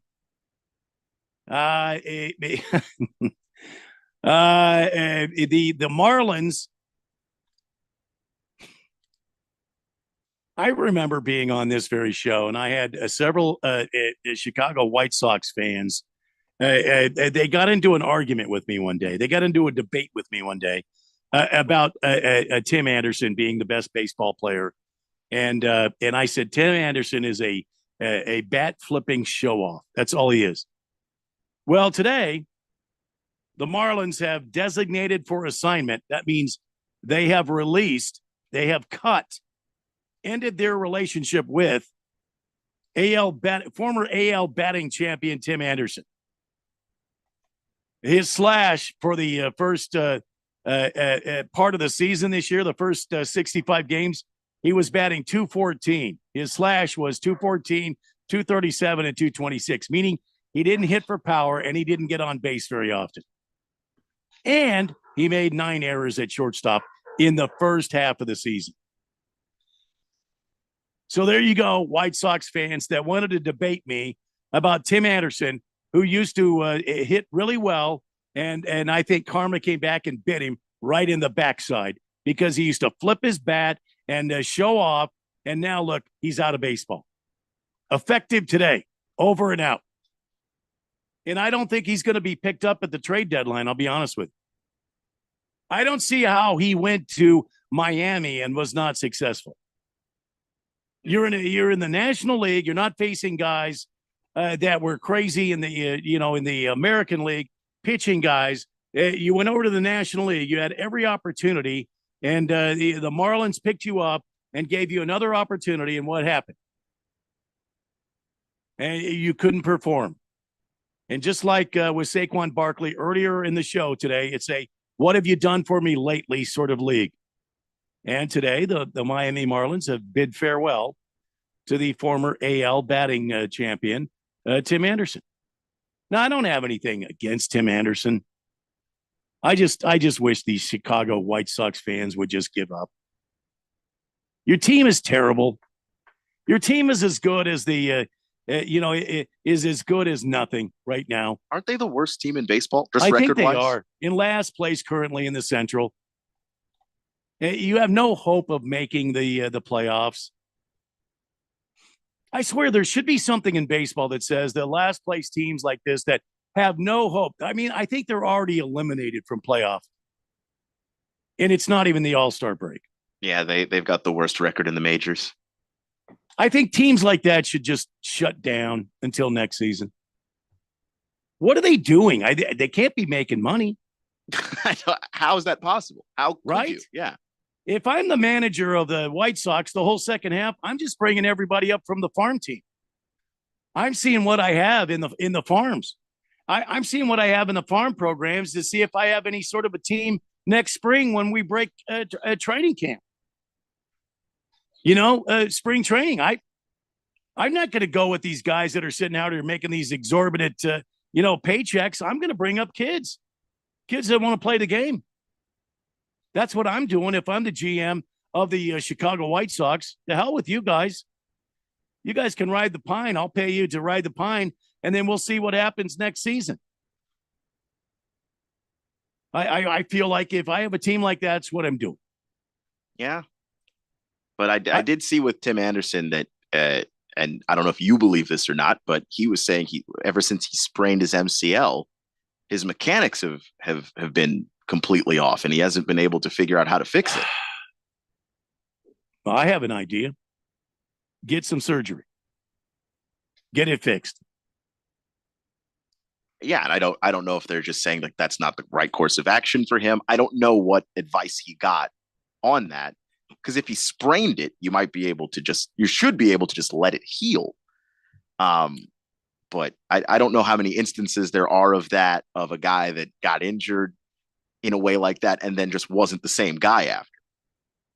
The Diamondbacks had a pitcher back in the day when they first started, and he came in and he hurt his shoulder, and he decided not to get any sort of medical intervention in the shoulder. Rather, he chose to do it, mechanically, and he chose to do weightlifting and all this other stuff to try to build the muscles up around it. And he ended up it was a failure, and he had to go in and get surgery. Stottlemyre was his last name. You might remember Mel Stottlemyre, the pitching coach for the Yankees for so many years when they had that terrific run of championships. It was his son. Stottlemyre came in here and he hurt his shoulder, and he was never the same. He was never the same. The Diamondbacks had to get rid of him because he didn't get his shoulder fixed, and it was never any good. And the bottom line is, I think some of these guys, they think that doing these naturopathic things, which I'm a big believer in naturopathic medicine.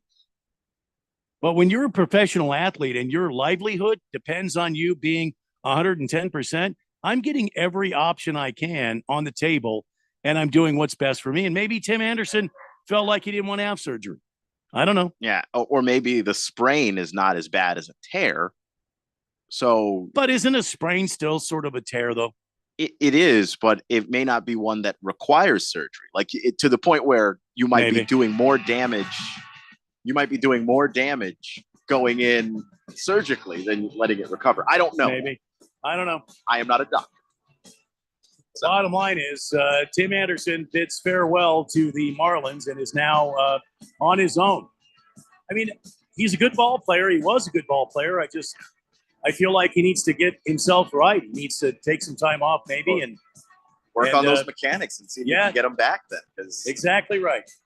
And I hope him nothing but the best. But you Chicago White Sox fans need to really, really chill out before you start arguing about Tim Anderson being the best baseball player ever. I'm just saying. I would not ever do that about anyone. I would wait till their career's over. All right, well, that's going to do it for the Daily Blender for today. We'll see you tomorrow at 3 o'clock over most of these same radio stations. For Keon Rose, I'm Randy White. Bye! We all know just because gifts